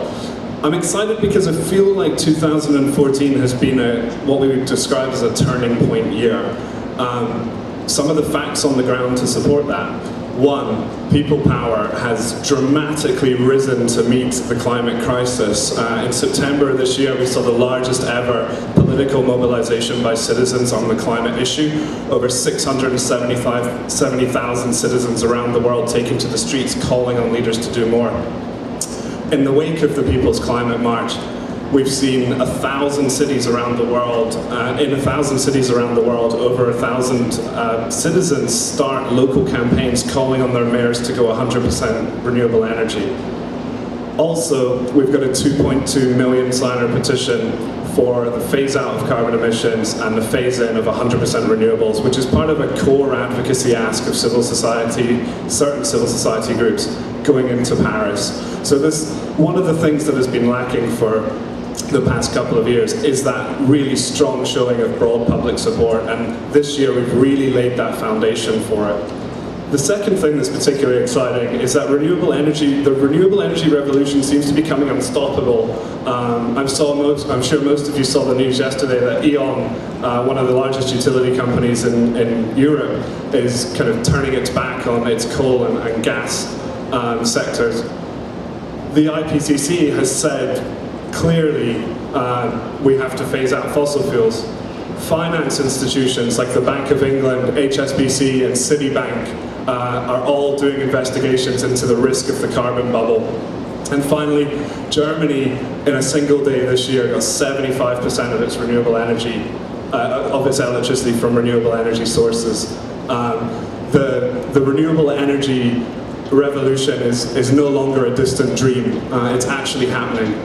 And the final thing I'd like to say, that's a supporting fact on the ground that really tells this story that we're entering into a turning point on climate change, is that it's becoming clear that 100% renewables and 100% cleaner energy actually doesn't just save the planet, it saves money.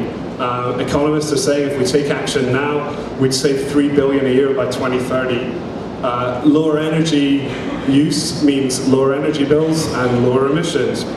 And of course, organizations like Avaaz, which are based in New York, experience firsthand the incredible costs associated with cleaning up climate disasters like the fallout from Hurricane Sandy. So, just to close it out, I think what we're seeing outside of these talks is a lot of momentum, both public and in the economic sector and in the scientific sector. There is a real feeling that things are achievable.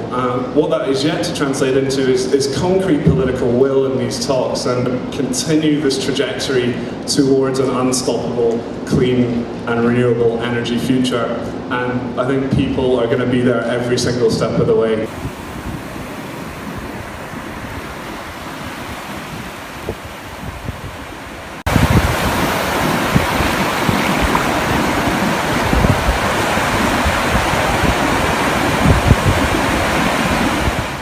So I want to start out reminding ourselves about the Lightning satellite fleet that NASA has to study the Earth, and in particular some of the things that are relevant to studies of atmospheric carbon. This represents NASA's research satellites, so it doesn't include the satellites of our operational partners in the U.S. or our international partners. And you get a reminder here about the global coverage that the satellites have. Most of them are traveling 700 to 900 kilometers above the Earth, at 7 kilometers a second, and go around the Earth 14 to 16 times a day, so every 90 to 100 minutes. So it gives us the ability to look at the Earth in unprecedented detail. And some of the sensors are specifically designed to look at atmospheric carbon, like OCO2, stands for Orbiting Carbon Observatory, and of course OCO is the molecular structure of carbon dioxide. And then you'll get some other satellites that will also provide information. The ARPA satellite has the Earth instrument that measures carbon monoxide and carbon dioxide, but OCO2 is a new satellite that was just launched this summer, specifically focusing on carbon dioxide. And of course, a lot of the satellites look at the Earth's surface, so we can obtain information about the vegetation, both terrestrial vegetation and the phytoplankton in the ocean that are responsible for the emission and uptake of CO2. And when we look at the land surface properties, one can understand where the sources of methane are. So we have the ability to relate what's going on in the atmosphere to what's taking place on the surface of the Earth. So, and I'll try to say specifically about some of the kinds of things that we're looking at and the sensors that help us do them. The next imagery shows the Earth's biosphere. This uses 7 years of sequence data, and you've got both the terrestrial biosphere, which is the sort of the green to brown, and then you've got the green biosphere, which is the blue to red. So it's very quickly going through a year here, so you can see the seasonal cycle and see the areas in the tropics. The cycle certainly is not as significant as it is in the extratropics, where you go to high northern latitudes where part of the year is snow covered, and then you can see the vegetation other times. But if you're going to be thinking about atmospheric carbon, it's really valuable to think about the biosphere, because that is where you have emissions and uptake of CO2 from the vegetation. Next, of course, is a reminder that there's also a human component to the atmospheric carbon cycle, especially in terms of activities that we do in terms of burning fossil fuels, as well as changing land cover. So in this case, the night lights, and this uses the Earth instrument of the Suomi NPP satellite that was launched in 2011. You see where you've got large concentrations of people and large concentrations of industrial, residential, commercial development, because if you don't have people, you don't have development, you're not going to get the night lights there. So you see the big cities, you can see some other areas where you've got a lot of activity going on. In the areas where there's commercial fishing, you can see the lights from the ships that they have for the people working on it. But so those two things in terms of the biosphere and where humans are, that's what's going to be driving the carbon that we see in the atmosphere. So next is shows a little more of the connection. This shows the seasonal cycle in vegetation index. That's sort of in the green, coming from MODIS instrument for the Terra satellites, and it shows mid-tropospheric CO2 from the Earth instrument with the ARPA satellites. And if you look at it carefully, you can see the seasonal correlation between the two, because when the biosphere is growing, it can take CO2 out of the atmosphere, and when it's not photosynthesizing, it's respiring, the CO2 gets back in. The Earth's CO2 is it's mid-troposphere, so it's not as directly connected to what's going on at the surface as it might be. And since CO2 has it's a long-lived, well-mixed gas, the gradients are fairly small, so like in this case, if you look at it, the range for the CO2 is 365 to 380 some odd parts per million. So if you look at it, 375 plus or minus about 10, so it's plus or minus about, say, 3%. So you're really looking at some small variations, but there is a correlation that one can see. Next shows some longer-term evolution of carbon dioxide. And what it does is it shows the sort of iconic Mauna Loa CO2 graph, where you can see the seasonal cycle that's superimposed on the steady growth, but then the air's mid-tropospheric CO2 will grow over this time period. So here you're looking at about plus or minus 7 or 8%, so that as the time goes on, you're seeing it going from colorless to green to yellow and red. So you've got the AIRS was launched in 2002, and it's on the Argus satellite. It's still going there. You can see a little atmospheric gradient, but this just shows that what's going on in the surface obviously connects to what's going on in the middle of the troposphere, and you can really look at that. This is one of the best sighted curves that uses for studies of climate. You can probably go to this meeting and see that the Mauna Loa chart coming from the ground-based measurements carried out at the observatory there by NOAA. Lots of times you'll see that here. Next shows another carbon-containing molecule in the atmosphere. This is carbon monoxide. This is also mid-troposphere measured with the AIRS instrument, or the ARPA spacecraft. And what you see here is the concentration going in terms of its column amount, and so it's a bigger range. You're going from 0 to 4, with sort of yellows and reds being in the 3 to 4 in the appropriate areas. And you see that when you've got big signals, it's against a smaller background, whereas the CO2, well mixed, the gradients were much smaller. So that the main areas where you're getting large amounts in mid-troposphere, where you've got fires that you get incomplete combustion, so that's where you get the CO, and the fires lift things up, and that's where it gets into the mid-troposphere. And sometimes when it gets into the mid-troposphere, you can see that it gets transported over fairly long distances, even so that you can get a plume going from one continent to another. And this thing that you see here, we'll see in some model simulations just how interconnected the atmosphere is, and remind ourselves that we're all breathing the same atmosphere. There's a model simulation for both CO2 and CO.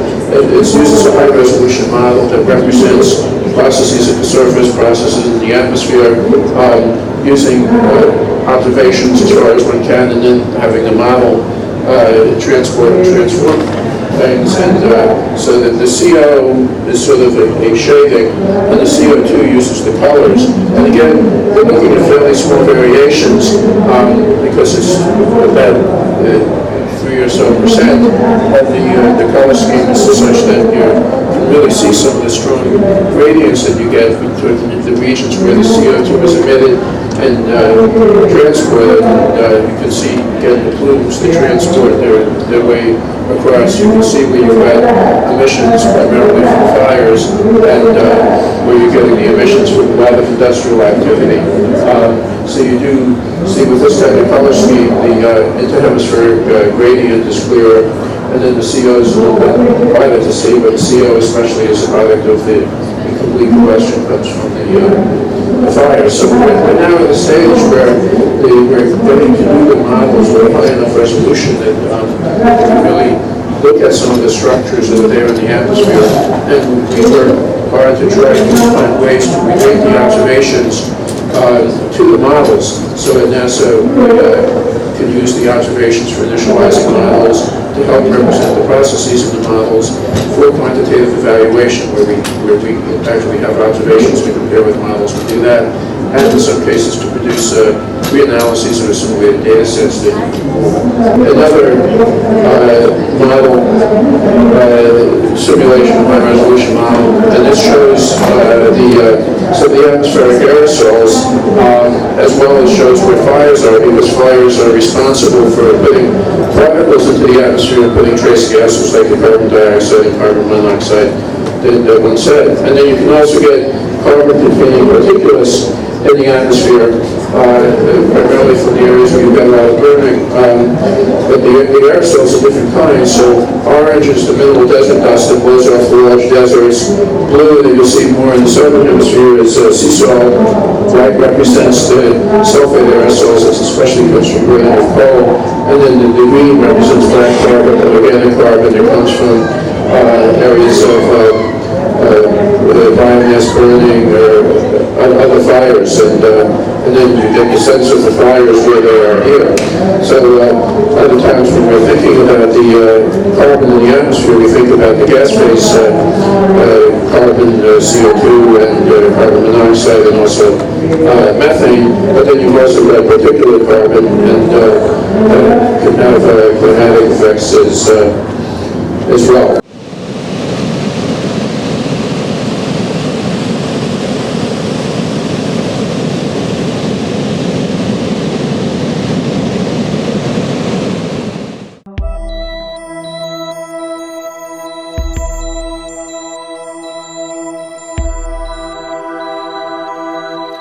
Hello and good morning, and welcome to Mother Channel.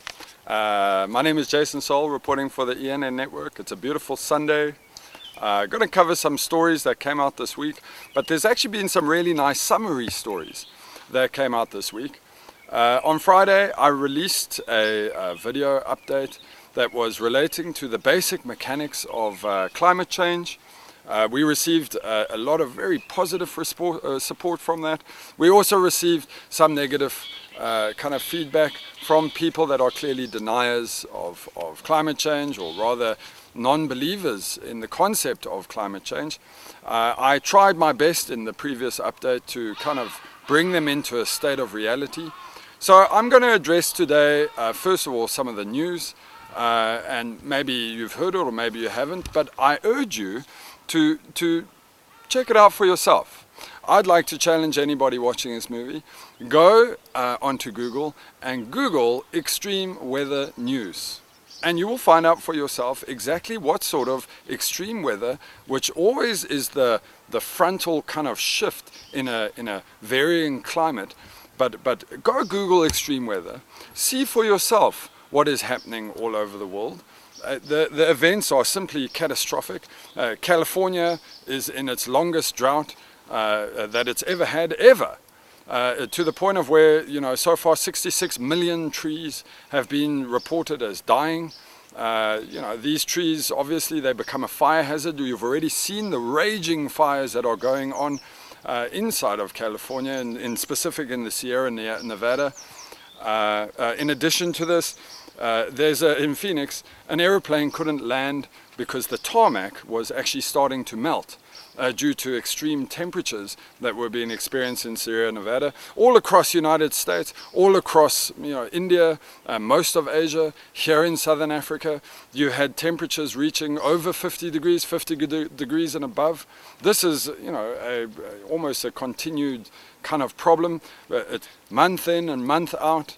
In Karachi in Pakistan, they're experiencing such water shortages that the intensity of what's going on there is actually forced for the first emergence of what we're going to call climate refugees. These are people that are fleeing a certain area because the climate has shifted so dramatically for so long that they are no longer able to exist in a previously known area of existing, in this case Karachi, Pakistan. They're saying that it's applying massive political pressure, it's applying massive human misery. In Ethiopia, they're back to having one of the longest droughts they've ever had in 50 years.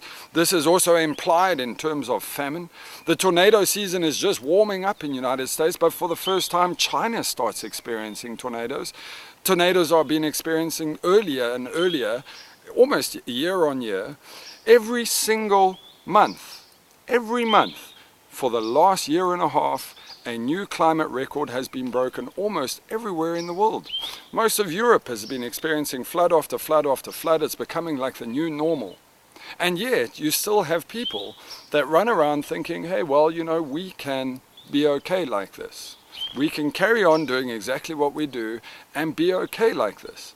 Well, I got some news for you. I mean, you know, Einstein once said that the moment that bees die off, that within the space of 5 years, most humans will die off too. And I'm not sure of the exact phrasing, was actually something similar to that. And the reason why he said that is because bees are a corner key species, meaning that their pollination ability is it's unbeatable. The bees pollinate more flowers than almost any other living species. With the loss of bees, you lose the pollination. Now, a new report coming out trying to first of all find out why all those bees are dying all over the world, because bees are dying all over the world. But they also seem unable to locate their food source, their pollination source. And it has just been shown that they're failing to find their pollination source simply due to the volume of air pollution that is in the atmosphere. Bees are the tiny micropollutants that are associated with carbon monoxide have had such an extreme reaction to bees that it is confusing them. They're unable to smell where they're going, they're unable to signal to the rest of the hive where to find the pollen, and this is causing a mass dieback in terms of bees. On top of this, then you have the added kind of negative that comes from Monsanto's drive towards nicotine-based kind of fertilizer, nicotine-based pest control, and the impact that it's had on bees. In many countries around the world, it's been made illegal, so you're no longer allowed to use nicotine-based kind of pesticides on crops. But still, the impact that it had on the bees as a species is dramatic and huge. Now, mussels, which is a common kind of food dish that people have from all over the world, it has now just been shown that due to the increasing acidity of the water, due to the increasing temperature of the water, that mussels will likely be off the menu of the world within 85 years. Now, that may seem like a long period of time, but understand, it doesn't, you have mussels, you have mussels, you have mussels every single day up until 85 years, in which case they dramatically fall off. It is a slow deterioration of mussels all around the world until you get to the point that it is no longer commercially viable to actually harvest mussels for the table because it's just too expensive. So I want you to consider something now. If you look at it, you've got all of these extreme kind of events that are happening. But you're not hearing about it on any other channel. I mean, you hear about it on my channel, but you're not hearing about it on any other channel. You hear every now and then, hey, there was a flood there, or hey, there's a raging wildfire there. But the fact is that something is happening. Now, it just happens that it corresponds with an increase in global temperatures. News reports that came out saying that we're no longer able to keep the global temperature between 1.5 to 2 degrees. This is serious news. It's serious. But it was never reported anywhere else. It's basically reported here and to those scientists that actually took the time to go ahead and read it. And so I wondered to myself, why? Like, why is it that it's not covered? What is the problem here? And then I remember a couple of words that my producer doesn't really want me to talk about, but I think I'm going to just use it anyway. And that is that a lot of people seem to think one of three things. First of all, that climate change is somehow a hoax. That climate change was some kind of fraud perpetuated by Al Gore. And third, that climate change is some kind of means of taxing the population. It's a means of further redistributing wealth, your wealth, to the rest of the population. And so, I want to be honest with you, there's only one real fraud or hoax going on here. And that is the fraud that we still believe we can keep polluting. We can keep running around with oil-based and carbon-based kind of fuel sources and keep polluting, and it's going to have zero effect. And if you consider it, when you watch anything, you know, whether it's Al Jazeera or whether it's CNN or anything else for that matter, you're not going to get told that, hey, you know, what you're doing here, this big industry that's worth multi-billions and trillions of dollars, these Saudi princes that drive around merely because they found oil below the ground, do you honestly think they are going to allow national mainstream media to report on the fact that their product, their wealth is derived from the destruction of your environmental future? Do you really think that's going to happen? Of course it's not going to happen. Is that a fraud? I've never in my life heard of a more clear-cut case of fraud. Is it a hoax? It is a hoax for us to believe that we can actually carry on doing this. We cannot carry on doing this. We cannot carry on destroying the planet and thinking there is, absolutely zero effect that is going to happen to us. Because it is definitely going to happen. And if you just start Googling, spend a bit of time actually researching before trolling people that actually have been researching, go out and find out for yourself. Read it up for yourself. We're not making it up here. We are merely reporting on it because nobody else seems capable of doing it. Now, another concept that I've also been thinking about is that a lot of people seem kind of afraid of the idea of what it means to be environmentally sane. And this will address that final point that I made in terms of whether or not it's some kind of wealth redistribution program or some kind of hoax perpetuated by the government to further tax you further. I'm going to give you a picture of what the world could potentially be. Okay? And it's for some of you it's going to be like, oh no, it's a hoax. It's not a hoax. The world is actually not a bad place.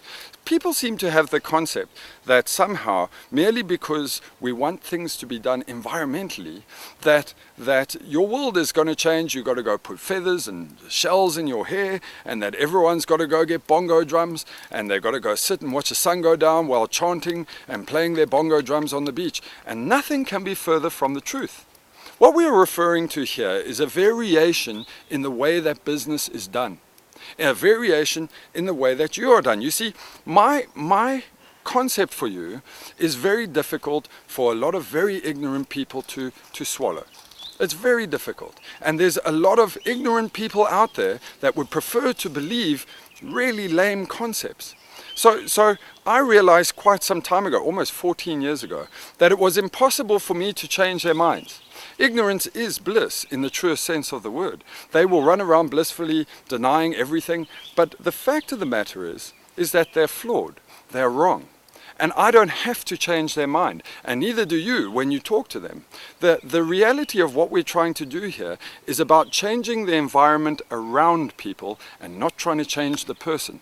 And what does that mean? It means this. Let's evaluate business based upon the actual result set of that business.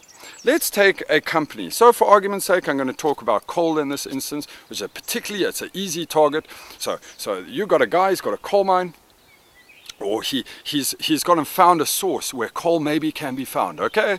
And what he does is he will then go and do all these geographic kind of surveys. He will establish the how big the vein is, and he will go and he will develop a business plan. He'll present that business plan to coal mining companies. The coal mining companies will assess that business plan based upon the viability of the extraction of that coal and the distribution of that coal into the marketplace and the wealth that can be accumulated from that. And for years, they can operate with a business model like this. Is it such a bad, crazy shift of idea? Is it so scary that we expect that a company that's primary business is polluting our atmosphere to have some kind of impact for polluting the atmosphere, for correcting the atmosphere? And as I said to somebody this morning, I said, you know what? It's not about another rubbish tax, that the government's just going to tax you and they're going to take money from these companies and nothing ever happens from it. The government will just put that tax money into their coffers and they'll sit back and give each other raises and have a nice day. It cannot be in that model. It has to be in a model in which the actual result sets of that company, the funds that come from that company, are driven directly towards cleaning up their product. Is that such a bad thing, that a company is actually responsible for the byproduct of their product? Is it such a bad thing that a company evaluates the viability of a business based on the ability to destroy the environment for not only them, but the entire world population around them? Is that so bad? Is it so difficult to do?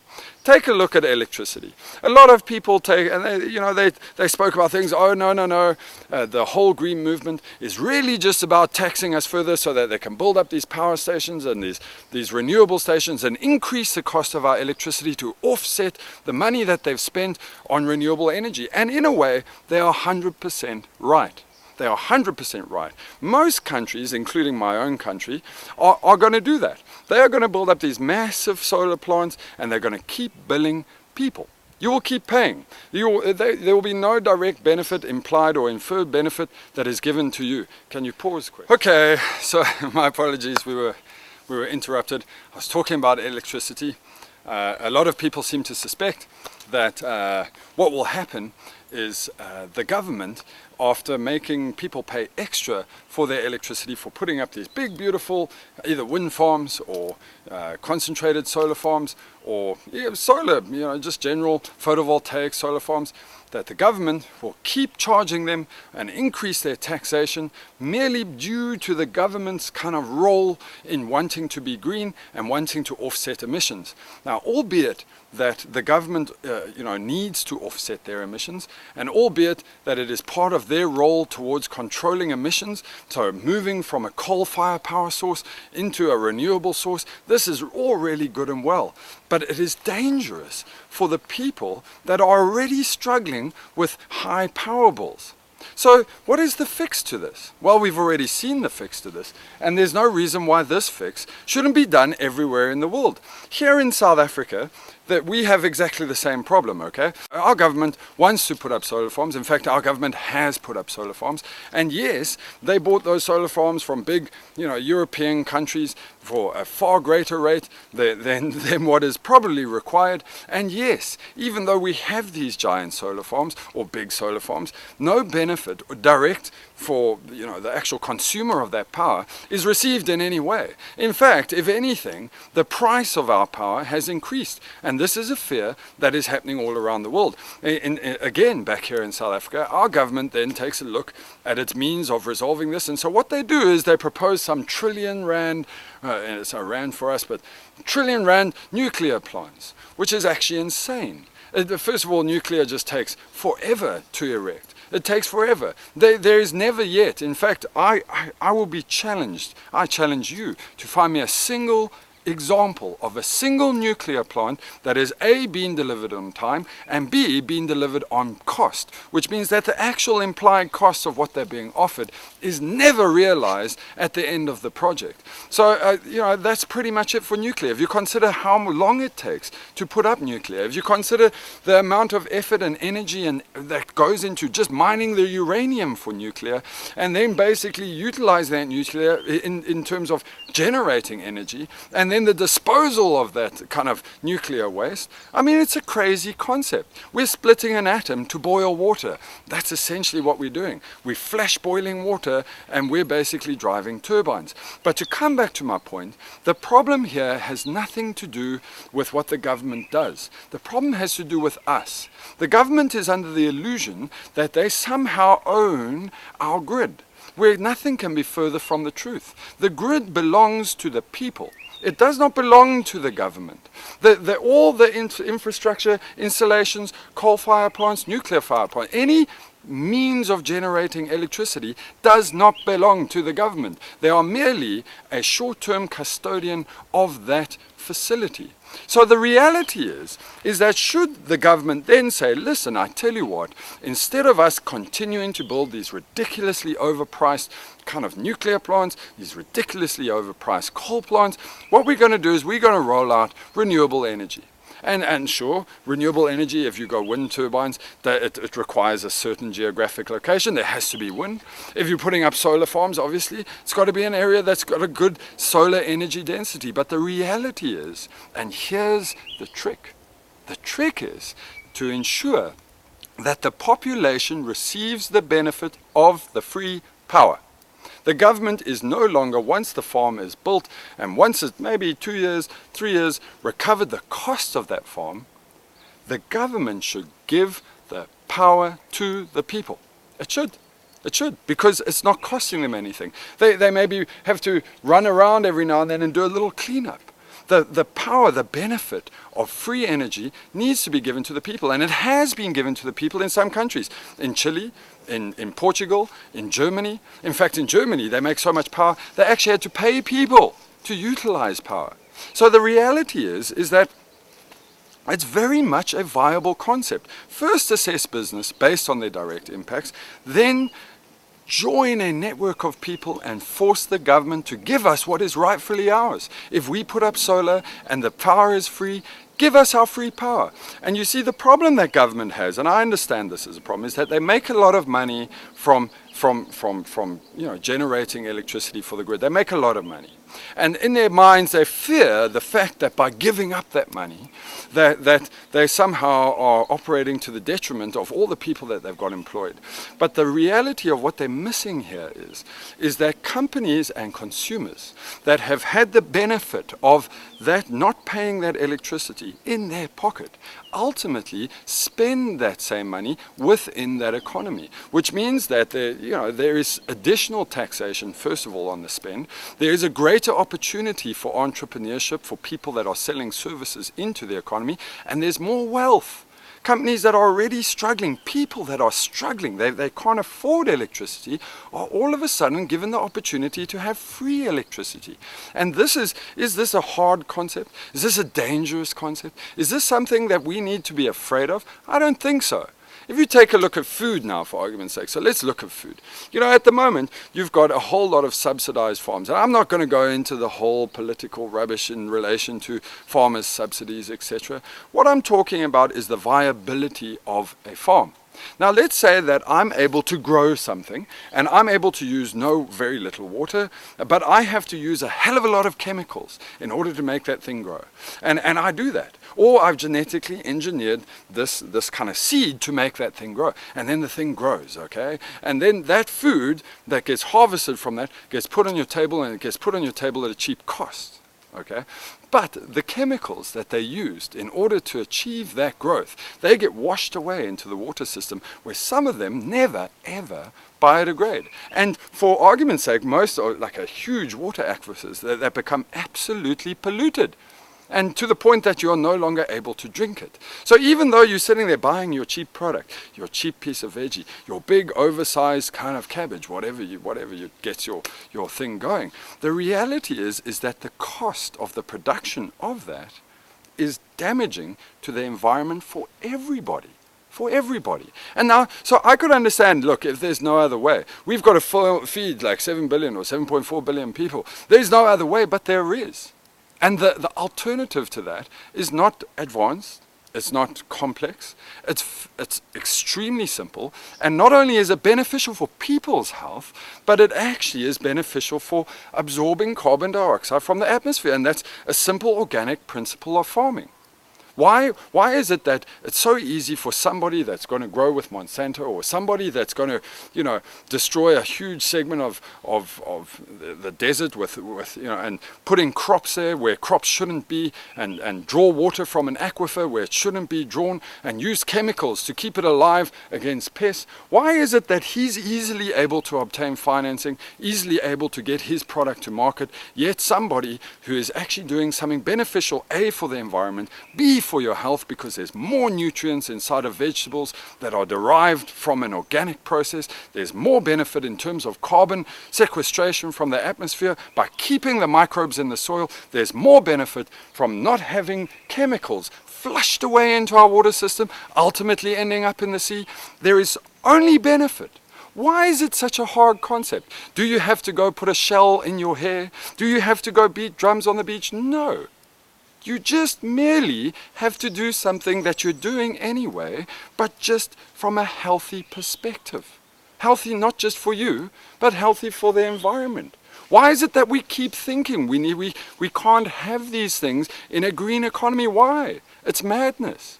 Then take a look at meat, for argument's sake. Okay, so we know something about meat. Okay, meat is delicious for those people that love meat. Okay, there's a lot of people that don't like meat. I personally like meat. But the fact is, do I have to stop eating meat now because I want to have a green economy? No. You don't have to stop eating meat.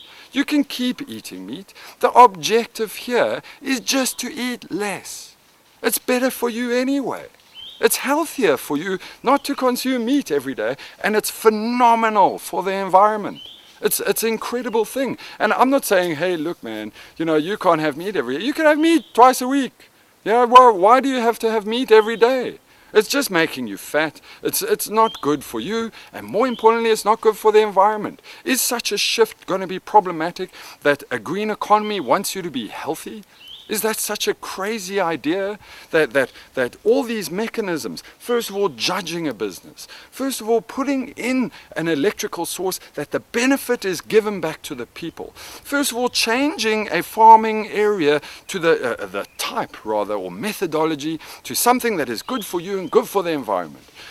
Changing over to eating less meat that is also good for you and good for the environment. Is that so painful? Do we really have to have these ongoing insane debates about whether or not it's all some government fraud trying to take money from you? It isn't. It's just about doing something with your head. It's about conquering ignorance and taking a look at what possibilities there are as an alternative. I'll give you a good example here, and I've done this before. Let's imagine that you're a firm believer in no climate change, okay? Like climate change is all like a big lie and blah, blah, blah. All right. So I can't change your mind because you're just entrenched with the concept. You're just desperate to believe that everything is fine despite all news to the contrary. You're desperate to believe it. So let's say I don't change your mind. Let's say that we just shifted to the first example, okay? Where we're assessing a business based upon its green ability, its ability to clean up its own mess. So let's take a shopping complex for argument's sake. So inside of a shopping complex, person comes to the checkout, doesn't have any bags with him because he doesn't give a flying toss about the environment. So he picks up his package, shoves it in, puts it in the back of his car, and off he goes.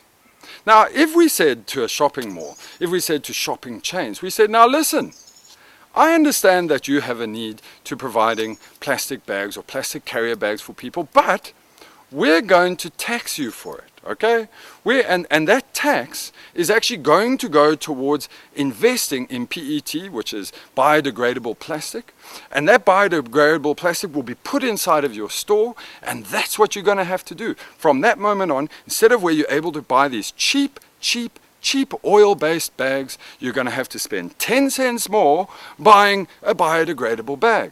Now, to the consumer, that guy that doesn't believe in climate change or anything else, to that consumer, there's no difference to him. There's no difference. He walks into the store, packs his stuff, throws his mess up into the air, does whatever he likes. But at the end of the day, I've changed that consumer merely by changing the environment around him. And all of these structures put in place for almost anything. Take a look at any packaging.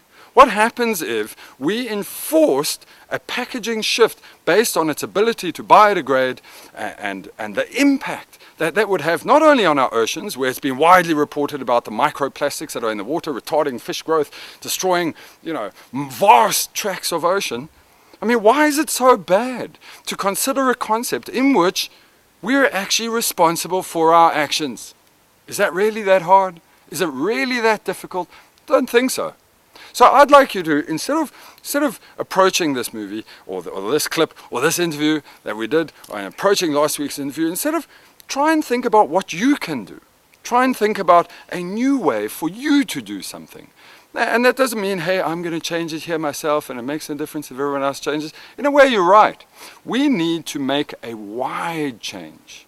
And the only way we're going to get a wide change is when everybody is talking about it and everybody is deciding that is important. Think about it. In the US politics, as of today, we've only got Hillary and we've got Trump, okay? So Bernie is long gone, he's dead. When was the last time that we heard anything about the environment outside of Trump saying that he's basically going to cancel pretty much anything environmental that Obama has done? But when have we heard about it? Why not? You know why not? It's because nobody's talking about it. And you know why no one's talking about it? Because right now, after watching this, I challenge you. Go switch on CNN, go switch on Al Jazeera, switch to any news channel you like.